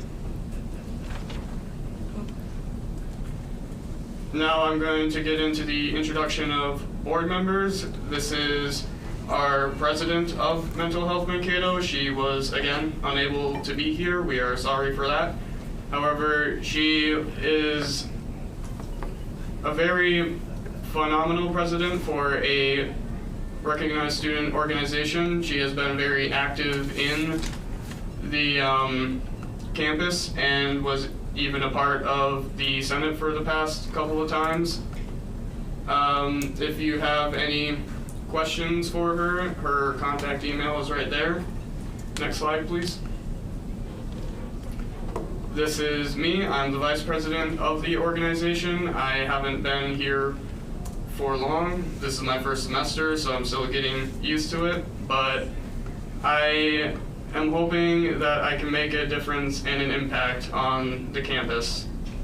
Next slide, please. I am going to give the stage to Gaurav. Thank you, Mr. Vice President Nicholas. I am Gaurav Ghosh. I am the Secretary of Mental Health Mankato.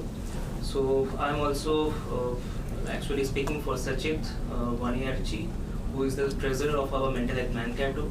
He is majoring in automotive engineering technology, and he is also active in other student activity, as you can see in the board. If you want to reach out, you can reach out to his mail ID that is given in the board. Next slide, please. This is me. Once again, hello. I'm Gaurav Ghosh. I'm the Secretary of Mental Health Mankato. I'm also active in other student activities and RSOs. My department major is engineering management. You can reach out to me at this mail ID. Next slide, please.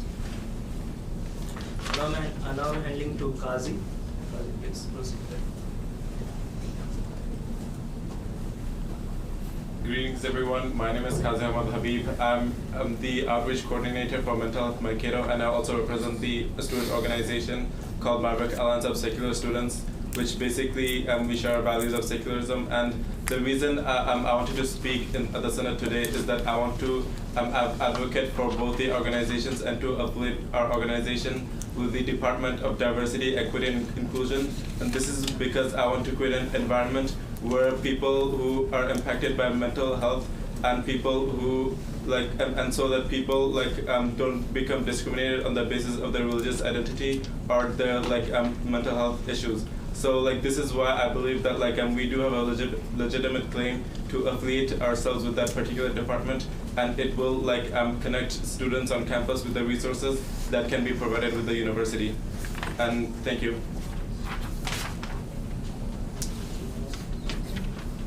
Was that all for the presentation? John. Was that all for the presentation? No, it was not. Okay, sorry.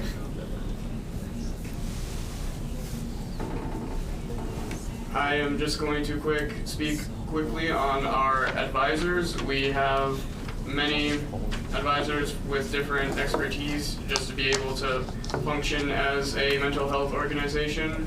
We have Crystal Watts, John Volcock, Kimberly Sommers, and Johannes Farid. I'm not sure if I'm pronouncing that right, but they have given us a lot of expertise and experience and really wonderful advice to be able to handle the situation of mental health properly. Next slide, please. Kazi.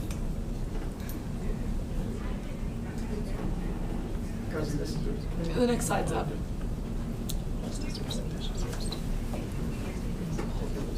So what we can do through our organization is that we are dedicated to making sure that our organization is inclusive and it is also accessible for students, and we are also trying to raise awareness for mental health issues on campus, and we also want to connect students with resources that can make sure that they don't go through struggles with their mental health. And for that reason, we do believe that we need to create a network with the organizations on campus, and that way people who are impacted, they can reach out to for support, and we are able to provide and connect them with the resources. So and regarding that, that is how we're gonna conclude our presentation. And yep. Amazing, thank you so much. Do we have any questions? Senator Wing. When do you guys meet? We meet, our board meeting is 4 to 5, and our general meeting is 5 to 6 in 191 CSU. And which day is that? Oh, it is on Mondays. Mondays, yeah. Excellent. All right. Thank you very much. Any other questions? Seeing none, thank you guys so much. All right. That concludes all of our presentations. Only took us an hour and 40 minutes, but we did it. So we're now going to go ahead and move into our new business. We have a resolution in front of us. As I understand, the resolution has been lightly adjusted by the second is no longer Senator Wenzel. The second is now Senator Roberts, correct? Correct. All right. Then in that case, President Zellmer, as the person who brought forward this motion, would you like to speak on it first? Sure. So Senator Wenzel came to me Monday, Tuesday, this week, and was reached out to by actually former President Mimi Cronin about graduate assistant pay. She's currently a grad assistant. The graduate assistant policy is currently up for review. It was one of the ones that was pulled for this review cycle that we advocated for. So we're trying to get this added now rather than later. Also, we're going through the budget cycle. So it's nice to send our budget values to the administration so that way they can't say they didn't know what we wanted. So I put together this motion with Senator Wenzel, just quickly, very open to friendly amendments. I double-spaced it and put it in Times New Roman since that was a concern last time around. So other than that, there's been a couple friendly amendments. Instead of 15, we're going to advocate for 18. That was the resolution that was passed by last year's student government. And I'll turn over to my second for any other possibly friendly amendments. Yeah, I have one other friendly amendment, that being at the very end, be it further resolved, the university takes these actions before the end of this fiscal year for implementation for the upcoming fiscal year. So graduate assistants would be able to benefit because we're on contracts, meaning that it would affect the contracts for next year because we can't change contracts as they are right now. Could we edit that to adopt it into the graduate assistant policy? Yes. Because I don't know when the financial would get figured out. I think it might be easier. Okay. Okay, cool. All right, beautiful. Then in that case, that was our first and our second. Do we have any questions before we move into discussion and potential motion/amendments? Questions? Seeing no questions. Opening up for discussion/motions and amendments. Senator Destin. So I was in Senate last year, and this is not like a strange or like something new that we're going to be talking about. I was actually surprised to see that we have to pass another resolution when a resolution was passed last year about graduate students having this benefit. I think this is something that Senate has passed before, and it is somehow frustrating that we have to keep passing a resolution about something that means a lot to students and that senators have voted upon. So I really do support this resolution, and I hope we will not pass another resolution again next year about graduate students' assistantship because this has been a case before. Thank you very much. Senator Nick Wynn. I just have a question for the whereas, the second whereas. According to Greater Mankato Growth, the average cost of rent in Mankato is $1,117 per month. I think it's misleading to use an average cost because you have to look at number of bedrooms in each apartment. Of course, if you're going to have single bedroom, it's going to be higher rent. And you also have to look at quality of apartment. Newer apartments are going to be more expensive than less ones. So I don't know if it's necessary to have the average cost as a statistic, as it's not too reliable. I'm going to allow Senator Roberts to jump the speakers list to respond, and we'll come back. Yeah, so a lot of times graduate assistants, or specifically graduate students, are more likely to live on their own, but specifically a lot of them have families that they're supporting. Because remember that they're a lot older in age, right? We're not, your general, traditional undergraduate student. We're significantly older in a lot of cases, and in many cases, plenty of graduate students are in their 30s here that go to this campus who support entire families that have to live with, I'm not paying a portion of the rent, I'm paying for an entire, apartment that includes multiple bedrooms because I'm trying to support my kids, for example, right? Those are instances where this number is a more accurate representation of how much a graduate assistant, or particularly more commonly a graduate student, is going to have to pay to cover their housing costs. Senator Wayne. I supported a similar resolution to this last year, penned by none other than Senator Roberts, and once again, I'd like to echo support for this. Specifically because it not only helps our graduate assistants in the short term, but it also creates that conversation of how fairly we're treating our graduate assistants. I've talked to a number of them myself, their concerns lie with the amount of time that they're asked to be, or they're asked to put in. A lot of the time, they're asked to go above and beyond what their contract states, and it's expected that they will fulfill those requirements, which is unfair and unjust. And I believe that by passing this allows us to kind of start that dialogue. So I will be supporting that today. Thank you. We've got Senator Blanchard and then Senator Hawk. I'll also remind people that if you do want to pass this today, we would need a motion to expedite. Otherwise, this would roll over to next semester, which seems messy. Senator Blanchard. Yeah, I have a question on the first, be it resolved. I see that you chose $15,000 a year can I also get a follow-up question after this? Potentially, yeah. Okay. First, where is the rationale for that number? Okay, so it's actually 18,000 that we're proposing. That was a friendly amendment. That was an edit here, and 18,000 was brought up by the 89th Student Government's resolution, my resolution from last year, and that is backed by actually approximately 50% of the cost of living for this area. It's backed by a number of statistics, governmental resources that puts that number. I'm blanking on the exact resource, but if you need those resources, I can happily send them over when my computer has battery. Go ahead with that. Yeah, I have a follow-up. So, we've been at the 10,000 for a long time, and inflation happens every year. Why are we suggesting just a flat-out number and not like a percentage increase per year or a cost of living increase per year? If we're suggesting it to the university, I think we should go along something along those lines where we won't be in this situation in the next 5 years then. I'm going to adjust the speakers list again to allow for President Zellmer to respond to that if you choose.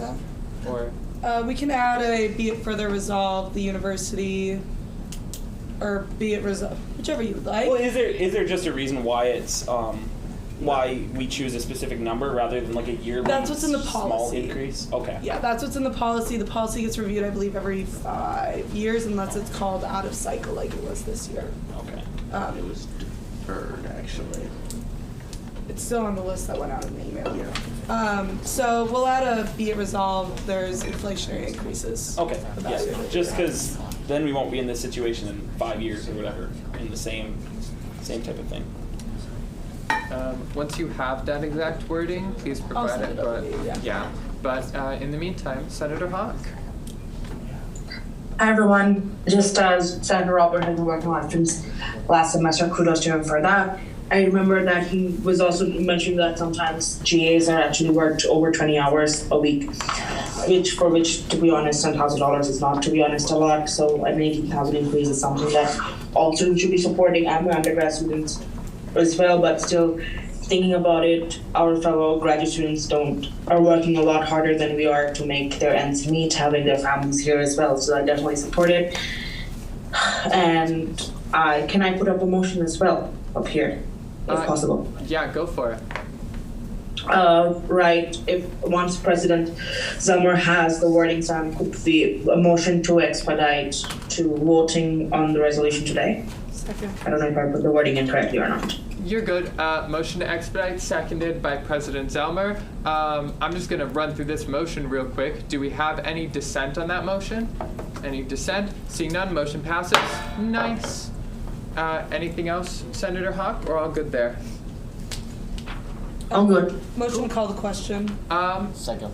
Yeah, can't do. I will say, I'm just going to jump in here. Thank you very much for the statement and the motion from from Senator Hawk. I would like to say, when we are in this household, we respect people's preferred pronouns, and I would like to reaffirm that Senator Roberts, your preferred pronouns are they, them, correct?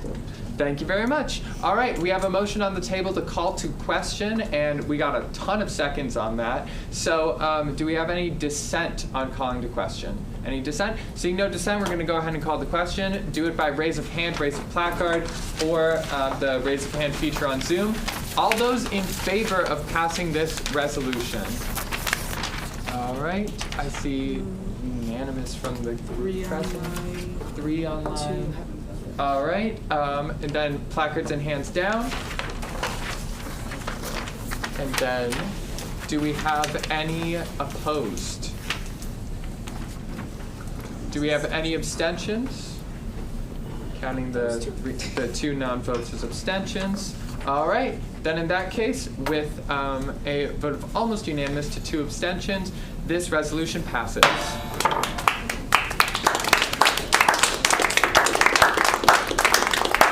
Wonderfully done, everyone. All right, getting into officer reports. We're gonna try to keep these quick. President Zelmer. Oh, that was shady. Okay. Hi, Hi, friends. So I'll try to make this quick. First, in the email, there was an update from the theater department. Last year, there was a resolution passed requiring the theater department to send semester updates to student government about what they're doing to reach out to students. That wording is in the update they sent. Please check that on what they're doing to reach out to students outside the department. There's also a Project Connect update, which I will forward on to you all. I won't go through and read it. And they presented to us a couple weeks ago. I want to provide a fee cap update. It has been added to the system office's finance plan, which means they will be looking at it this year for the student activities fee caps. In my meeting with Vice President Straka, he is a little concerned that, or all the CFOs are, the finance officers, a little concerned it wouldn't be done by this year. They sent a letter to the system office saying, hey, maybe don't send it to this committee, maybe just send it right to the Board of Trustees. I'm going to be bringing that to Students United as well to try to, I would like for us to at least know if it'll take place this year by our budget meeting. That way we can know, even if it kicks in next year, we'll at least be like, okay, we at least know a cap increase is coming. And I think that might change our discussion a little bit than us not knowing it all. But that's good. Our advocacy worked, and they were like, students at Students United advocated for this. I will remind them that Mankato was the one that brought it to them. Next, we had lots of meetings the other day with all of the cabinet. So we had a meeting with the president. We're going to be putting forward some values. He was like, okay, if we're making budget cuts, if it's between 2 things, what would students want to see? So we're going to give him a list of values. That way they know what our values are. It's going to go off the list earlier. Conversations in here. We'll send that out to all of you before we give it to the cabinet. That'll come over break because they're talking about it in their January retreat. The audit that some of you all took part in, that they did student interviews for, that report will be coming to the president soon. He has shared with me that he will be, once he has eyes on it, he'll be sharing that with us, and we'll be able to share that with all of you, so that way we can all kind of see what recommendations were given to the university and kind of be able to base advocacy off of that, use that in our advocacy. And he does have interest in affordability and open educational resources. So we're going to work with Library and Bookstore Committee to see what we can do to further support OERs. That is basically where the faculty member creates a textbook using existing resources, rather than making you buy multiple textbooks or a $200 plus textbook. We had a meeting with the provost, and the provost came to academic affairs and chatted with all of you. He pointed us in the right direction to reach out to students. We're trying to get an email out to students if one, tutoring, specifically MathPass, is offered for their class. They will get an email, hopefully, not confirmed yet, that this is offered for their class. That way they know, because not all faculty members mention it in class. If you're watching, please mention it. Second, for if the textbooks are offered in the Maverick Textbook Reserve, the university has a list of all the students in a class. So we're hoping that we can give them some language. We can get an email out to all those students. That way we can say, free textbooks are available for your Physics 101 class or whatever other class. College merger report will be coming soon. Library hours. I know some people brought this up at coffee. You want to talk about that? Okay. And there will also be a graduate assistant package review being done of our sister institutions or peer institutions. So not just Min-State, but other institutions that are similar to us. I have asked to see that report once it's done. That way we can know where we stand in comparison to other institutions. And that should be done by the end of the semester. I don't know when we'll have eyes on it. We had a meeting with Vice President Jones. Applications for next semester, or for next year, are up about 30%. John, is that the right number? Do you remember the exact number? Yeah. About 30% applications are up. Residential life is also seeing an increase, so that's looking good for enrollment for next fall, that we are up in percentage. And this time last year, currently we are up 14 students, which is 0.1%, but I mean, it's not down, so that's cool. So enrollment's looking great, which means budget isn't looking great, but won't be looking too bad. We had a meeting with the Faculty Association. We continue to work with them to try and get them to inform students about free textbooks as well as tutoring available in those classes. And we'll continue working with them on advocating for that with faculty. We had our city and university meeting. Grace, thanks for joining me there. That's where we meet with Mankato City Council, the North Mankato mayor, who's now county commissioner, as well as a few others. Got some updates. They're changing. If you've been having trash issues, they've changed how they collect garbage. So that might be some reasons why leaves weren't collected on time. That's about it. And I'll probably be coming to you all with this in January. Between the purple parking lot and Taylor Center, you all know the crosswalks I'm talking about that everyone jaywalks at. They're looking at putting in a tunnel there. I'm going to have them come in and present to us about that.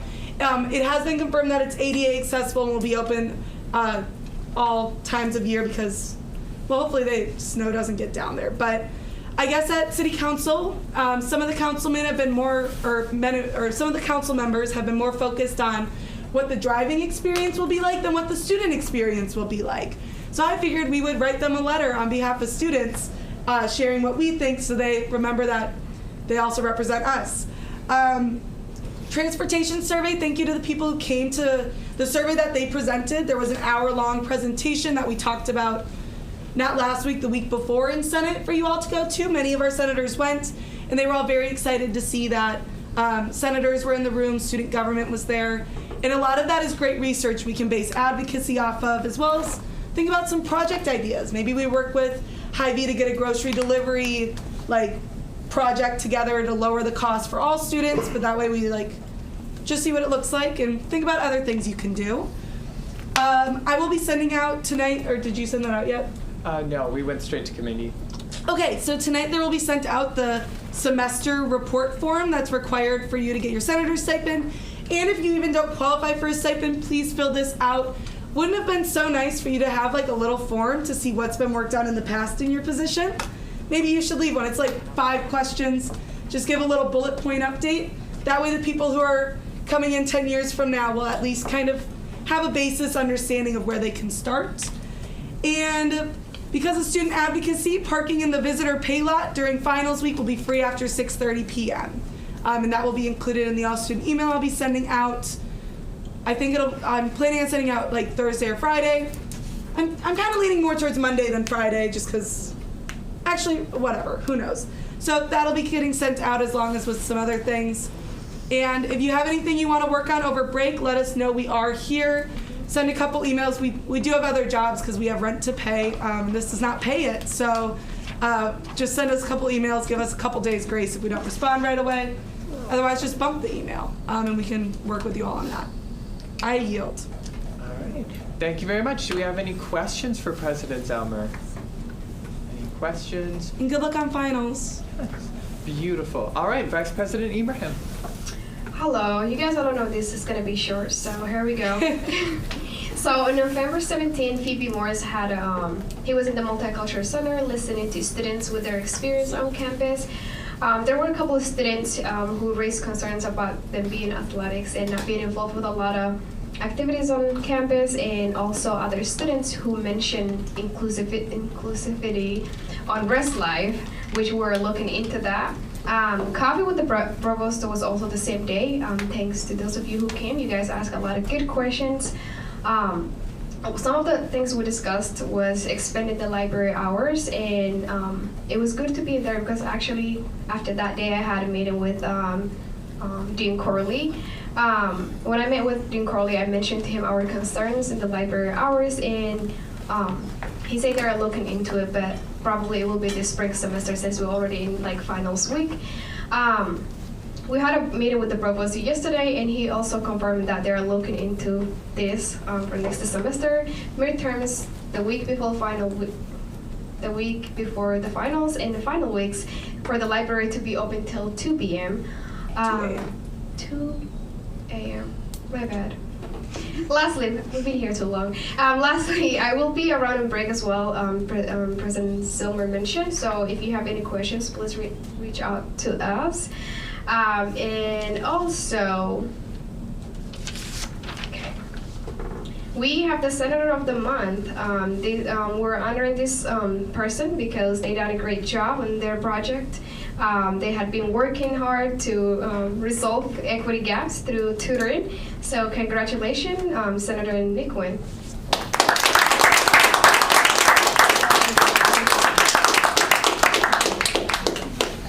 Okay, I will do the walking. Grab the trophy. And the trophy. All right. Awesome. Well, that's being brought over. I will quickly run through my report real quick. So, Senator Pay, we've mentioned it a couple times. We are going to be sending out paperwork for that. Amber should have that out to people tomorrow. Should be going out to the people who are eligible for that Senator Pay. And that needs to be done by the end of the semester. So I'm very sorry because this is like a week turnaround. So I totally get that that's like really rough, but that needs to be done by the end of this semester in order for us to be able to pay you guys. So sorry that it's only just now coming out. But in addition to that, we also have some gifts and some goodies from Student Health Services. So I'm going to send these over this way and take half the magnets out of here, sorry. Yeah, it unfortunately fell on the ground. But Student Health Services sent some gifts. We got some magnets and some pocket tissues. They say to stay safe and stay sanitary over break as we're getting into flu season so that we don't all end up like Zach. But yeah, so does anybody have any questions for me? So you said you're gonna like email like paperwork or whatever? I'm not going to. Amber Yeah. is. Amber is going to send out that Senator Pay paperwork. Okay. All right. Yeah, and then President Elmer. Yeah, I forgot to mention the Zach joke. That's my boyfriend. It's his birthday today, so happy birthday, Zach. Better not be watching this. And he has the flu, so make sure you stay sanitary and don't get me sick, please. So, thanks. Amazing. All right. Any other questions for me? All right, seeing none, then we're going to go ahead and move along to our senator reports. We finally made it. All right, Senator Larson. And I will remind people that limited to 5 minutes. Hopefully we can keep it below that. But yeah.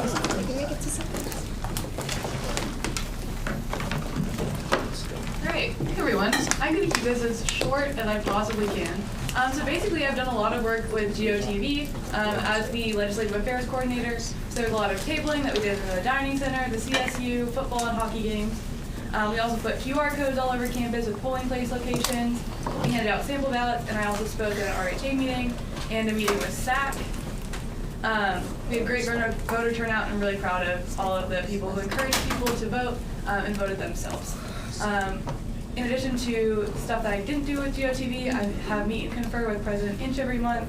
I meet with Dean Brown and Associate Dean Panahan once a month. I also attend HSS advisory board meetings every month where we talk about advising, mergers, that kind of thing. I've also been to the Greek Life Social. I've done committee meetings for academic affairs. I've been on a couple panels for HSS prospective students. And I am in the process of creating a report for the next local and legislative affairs coordinator. Any questions? Any questions? All right, thank you very much. All right, I did forget to mention one thing about the senator reports. We unfortunately will not get to hear from Senator Atmaker and Senator Goff today, but otherwise, Senator Mendez-Martinez.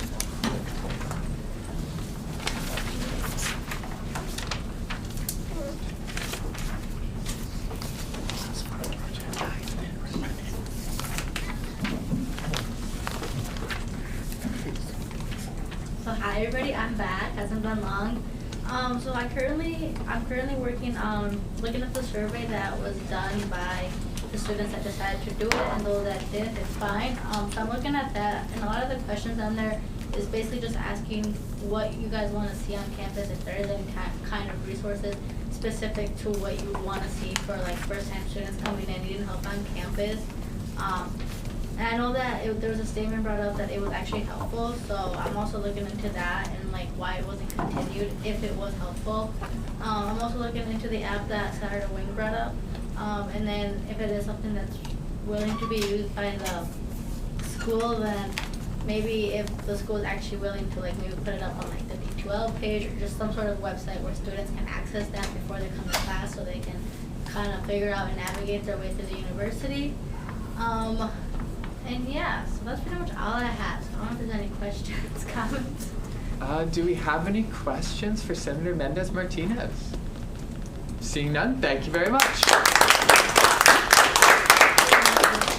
Next up, Senator Ibarra. Oh, sorry, not yet. That's so cool.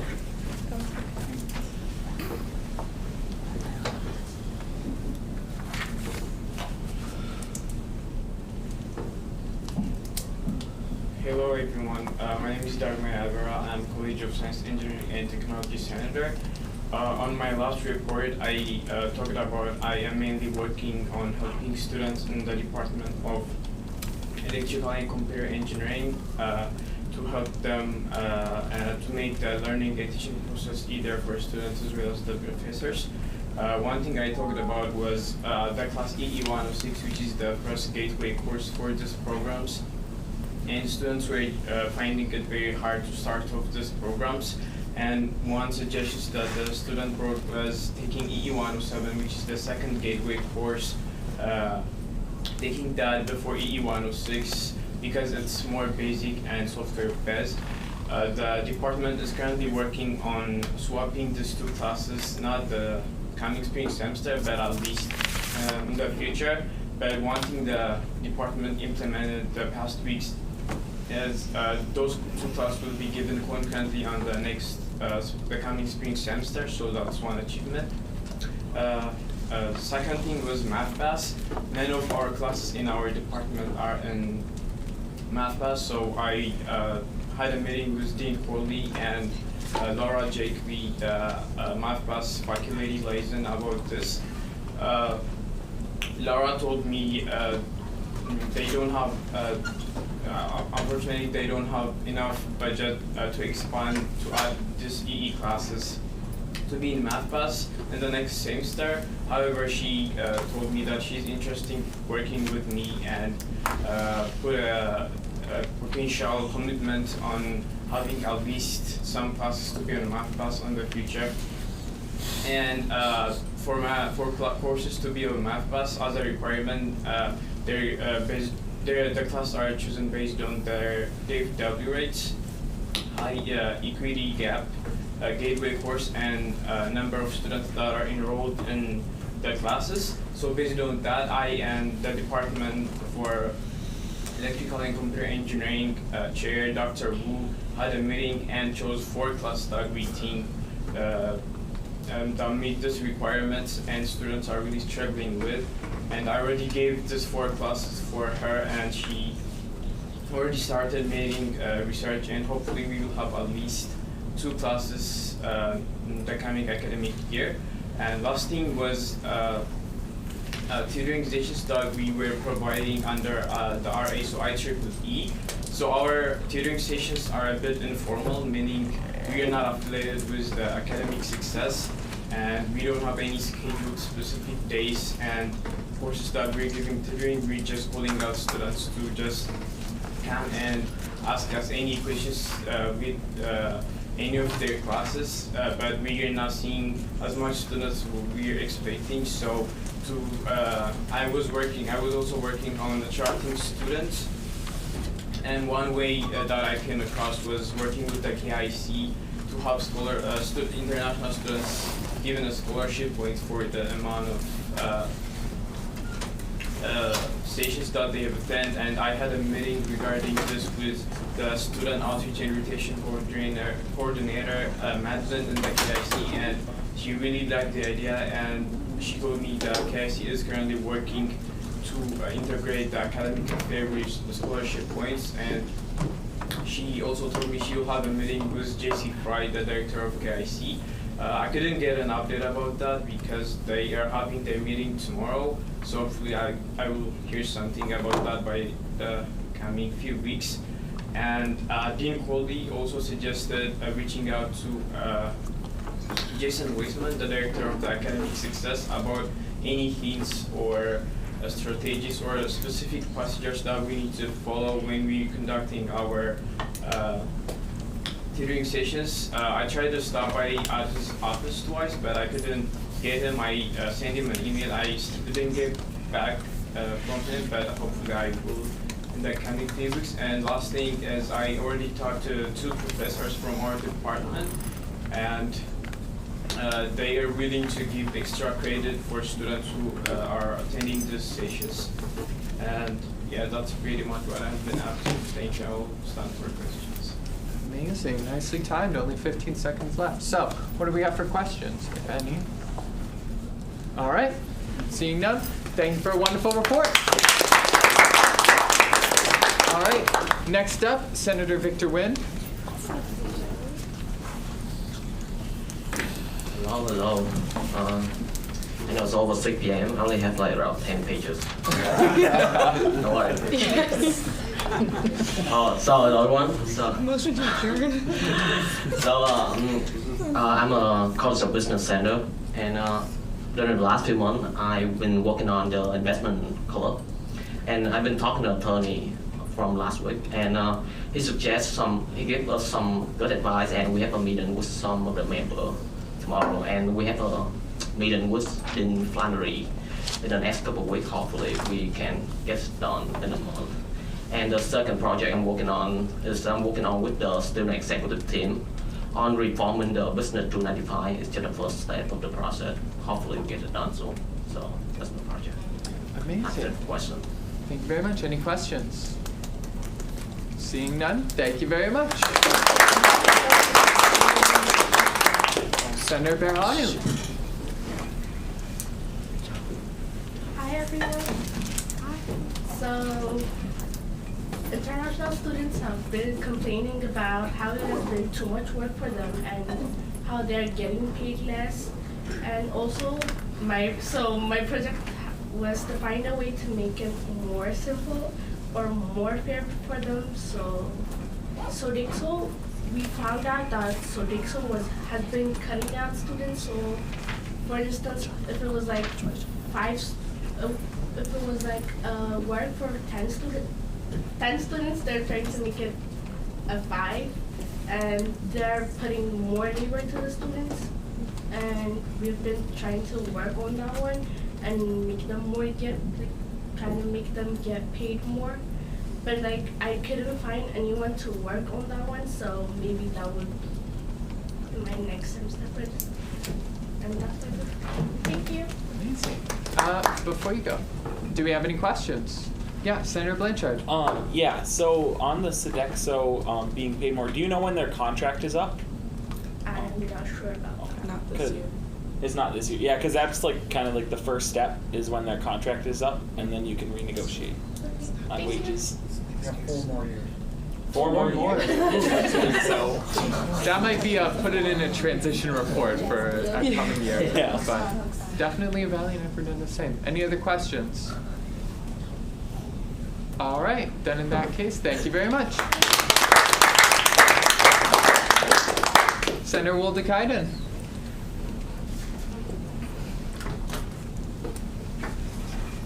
While she's walking up there, when I said 4 more years, there's amendments each year that can be added to as well, so you know that piece of it. Just make sure you know some of that thing. What time of the year is it? Is that amended, those contracts? Well, I'm sorry to get sidelined here. Okay to talk? Yeah, go for it. Why not? Please do. The fiscal year, July 1st is when the new amendments would take place. Thank you. Thank you very much. All right. So my name is Danag. I'm a senator for Human and Social Science. So my project is about like the students that doesn't have the class that doesn't have any math classes or classes are completely online, known as SCRIME. They don't have any resources. And I talked with Dean Brown the last time, and we discussed about this topic, and we find out that international students are only allowed to have one completely online classes, and if those major classes are like completely online and their majors required these classes to be taken, I think we need to do more connection with the deans and like talk about it. And I discussed about this topic at the last academic conference, and yeah, that's all I have today. Amazing. Thanks very much. Any questions? Seeing none. Thank you so much. All right, Senator Hawk. Hi everyone, I'll keep it really short today. So I was working with my department, seeing that our enrollment numbers in the engineering department is actually really low compared to the IT department, even though we have a lot more opportunities for future. I was working with Dr. Wu on it, and he has said that if students would be willing to be transferred from IT to computer engineering, he can definitely like transfer some of the courses from there or like get them done. For example, if we take like some of the basic classes for like Python or like 122 and 123 can be swapped with E106 and 107 if any student wants to like transfer from IT to engineering, which is like after the first semester or after the second semester to be more precise. Some other courses throughout the semester that they have taken can also be worked on with, like for example, CS 350 can be done with CIS 350 that normally students take. So some of those courses which are from IT can be worked on to engineering so that more enrollment can be possible, because some students are scared that they would be losing a few years like I had in the past. I myself have to like take an extra year in my education just because this was not possible in the past, but yes, promised students to make that happen. That's something that I'm really glad. One more thing that I was working for was for making the internship opportunities same for all students across campus, making sure that not only the IT department making it more difficult for students to get jobs, because as we know that not all students get jobs in like tier 2 but also get in tier 1. By speaking to the office over there, I realized that they think that all the departments are on campus do it, but it's not actually true. So I have to work with some of the departments. For example, from the business department, I went to their office. I got their internship requirements form, as well as for the finance department, as well as for geography, as well as for the engineering as well, where there's nowhere between that they need to have like a tier 1 or tier 2 jobs. They can also in like business schools or anything. Tier 1 is also allowed to be taken in as a job, not only like tier 2. I'm planning to propose that after the finals, as I have like a lot of exams next week. So hopefully during the winter times, if she's available, or the beginning of next semester, present those to her that it is possible, and that all the other departments on campus are working to make it easier for students to get a job, because it is a stepping stone. And I have to like explain to her as well that not sometimes like companies show them as tier 1 because of the budget issues that they have, because tier 1s get paid lower than tier 2. So in that way, they will be actually the work is the same. So I will be presenting that to her as well, and hopefully I can get that done next semester. If anyone has any questions, please do ask. Thank you very much. Any questions? Yes, Senator Ralla. More of a request, if the senator could send over the subjects that were agreed to be transferred, that would be great resource when we're communicating with our constituents on cases of transferring their majors or other subjects or topics. Thank you. All right. Sure, I'll definitely work doing that, and if they want, they can also take their support to Dr. Wu and talk to him about it, and he would be definitely willing to like sit on a student with one-on-one basis as well, and helping them out. If it's just not only 1 or 2 or 3 courses, we can also work with them and trying to making sure the department can be accommodative in helping students on a need for all the like needed basis as well, not only for those 3 credits, 3 courses that is. Any other questions? Seeing none, thank you so much. Senator Mueller.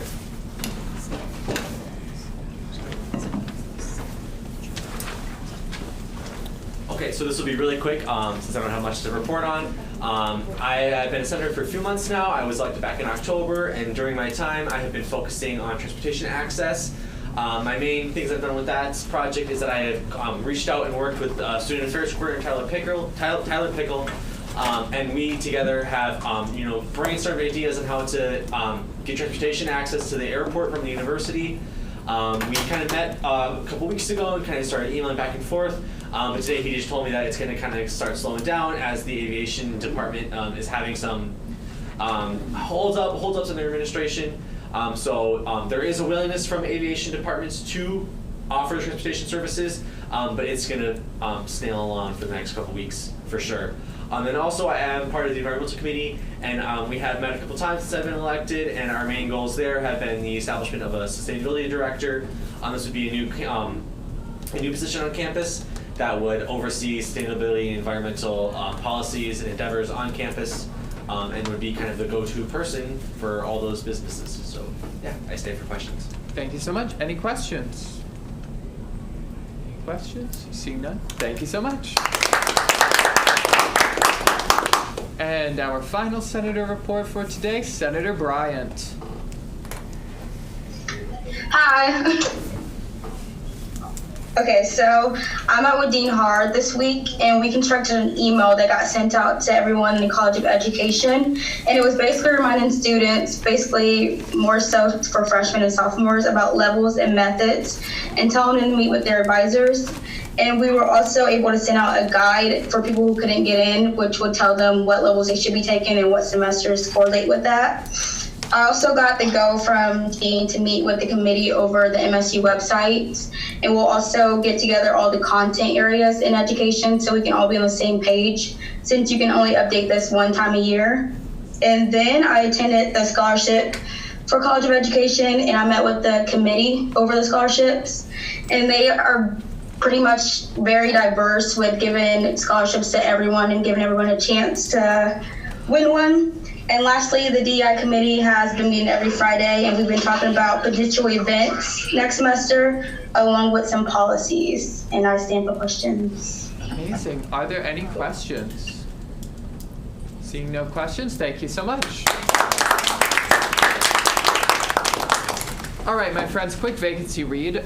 What's a motion on the table? Motion to waive vacancies, old business, and roll call. I think it is actually against our constitution to waive those items. We can waive the roll call, but we can't waive vacancies and old business. But those are just quick announcements. Yeah. Motion to adjourn. Technically. Okay, if you John. we would be done with these by now.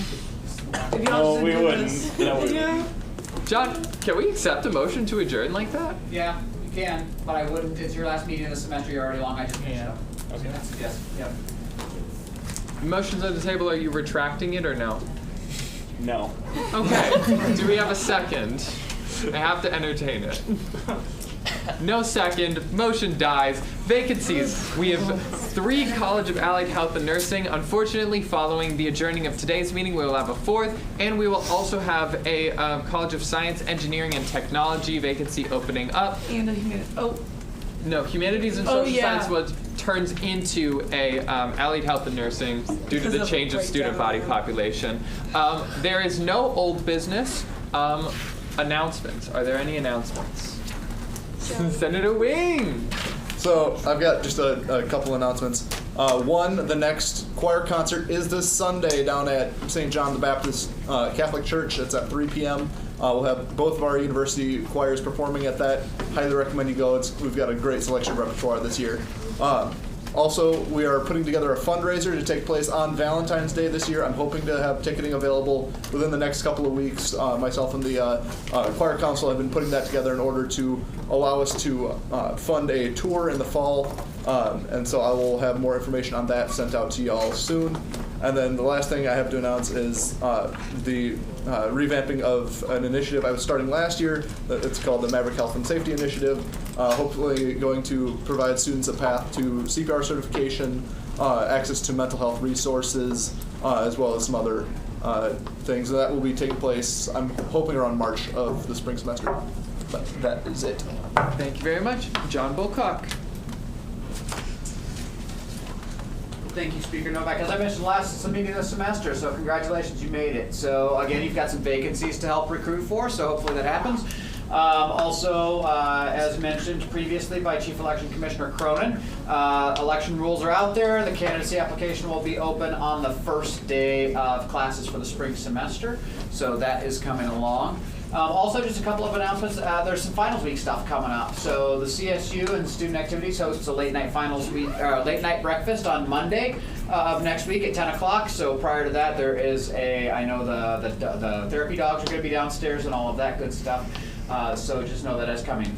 Also, obviously it snowed yesterday. And so when that happens, one of my roles as the off-campus housing guy is to remind people that the city of Mankato has ordinances that come into play during snow emergencies, which has been declared for tonight. There are significant parking restrictions throughout the city on the streets. I know, for example, off-street parking, you can't park on the street anywhere in the city of Mankato tonight. If you do, you're going to get towed. There are places where people can park, and one of those is the city center ramp downtown and all of that. So especially if you're an off-campus senator, you might want to share with your constituents that there are parking regulations that have gone into effect due to the snow. This will happen quite a bit during the winter in a place like this, so just a reminder there. Again, if there are any questions, let us know. Otherwise, congratulations on a good semester. Thank you very much. Another one from Senator Wayne. Yeah, just one more thing because I forgot. The Chamber Choir will actually be performing at the late night breakfast I believe it's from 10 to 11. So if you want to hear some nice little Christmas carols, we just started talking about that yesterday. So we'll have some caroling on Monday for that as well. So. That sounds lovely. Any other announcements? Mark Constantine. Oh, I'm so sorry. You, Mark, you can go. No, you go. Since this is my last student government meeting, I'll just stand up here so I can get a good view of everyone. So it's been quite a ride, guys. I unfortunately have to resign because schedule conflict with next semester, but I still hope to still get involved with College of Science, still stay on the CSET advisory board, continue this project. We've set up a great game plan for next semester, so Dean Budge keeping in the loop with everything. But it's been an honor to work with everyone. Like every one of you guys are very bright people, very successful people that have great futures ahead. And I wouldn't be here actually without Emma. I was at the YMCA just chilling in the hot tub, minding my own business. 5:30 in the morning? Yep, 5:30 in the morning, and Emma just comes up to me, she goes, "You're a science major, right?" So join the team, and here we are. But thanks again for everyone here for all the support, and it's been an honor to work with every one of you. So, Thank you very much. It's been an honor to work with you, Senator Lamont. All right. Now, Mark Constantine. John, I had a couple of things I was going to say. One other thing I'll remind you, we have 10-minute chair massages next week, Monday, Tuesday, and Wednesday. It's first come, first serve. Room 203. You come in the morning. It starts at 9 o'clock. Sign up for your 10 minutes. So enjoy that if you'd like. We've contracted with somebody to do those for the 3 days. It's from 9 o'clock till 3 o'clock. I think the person has a 30-minute break somewhere. I don't know if it's at 12 o'clock or 12:30 for sure. The therapy dogs are 2 times on Monday. It's at noon hour, and then again at the evening before the late night breakfast from 6:45 to 8:15, I think, in the evening part. And then we do have our last Serendipity music series on Monday too, downstairs in the Hearth Lounge. And I also will say thanks for a great semester, folks, and good luck on your exams. And if you need anything, you know where to find me. Thank you. Thank you very much. Any other announcements? Beautiful. Wild guess. Is there a motion on the table to waive roll call? All right. Is there a second? Second. All right. Any dissent? None. Beautiful. No roll call. Okay. Sorry. It's my last one. Come on, guys. Dissent. Okay. Then in that case, we have contention. We're going to vote on it. Raise your placard if you want to waive roll call. Or hand. Placard or hand. 1, 2, 3, 4, 5, 6, 7, 8, 9. All right, hands down. Versus if you want to do the roll call, not waive the roll call. 1, 2, 3, 4, 5, 6, 7, 8, 9. Wait. One more. 10. Wait, 10. There's 10. That's 10. That's it. All right, we're doing roll call. All right. My motion, just saying, would have been out of here if somebody would have. All right. Senator Geber Miriam. All right. Senator Sharaf. Senator Larson. Here. Senator Larson. Woo! Senator Waldekainen. Here. Senator Wing. Going home. Woo! Senator Dumenji. Wet home. Senator Wynn. Sorry, Victor Wynn. Gone. Senator Bryant. I see Senator Bryant. Here. Woo! Senator Roberts. Here. Senator Wenzel. Senator Rivera. Here. Senator Nick Wynn. Here. Yeah! Senator Narala. See you next semester. See ya! Senator Berhanu. Alright. Senator Destin. Senator Atmaker. Senator Mendez Martinez. Senator Hawk. Alright, Senator Hawk here. Beautiful. Senator Zigweed. Senator Zigweed is gone, so sad. Senator Mesta. Here. Woo! Senator Mueller. Senator Parikh. Alive. Yay! Senator Tamim. Yes. Senator Blanchard. Woo! Thank you. Senator Goff. Or like Senator Gone. Senator John. Here. Thank you. Senator Roiker. Long door. Woo! Senator Andrew. What? No. Me, I'm here. President Zelmer. See y'all in 2023. Woo! President Ibrahim, or Vice President Ibrahim. Oh, here. And that's it. That's it, guys. Great. Thank you so much. Thank you for sticking around. Yeah, I need the details. Yeah.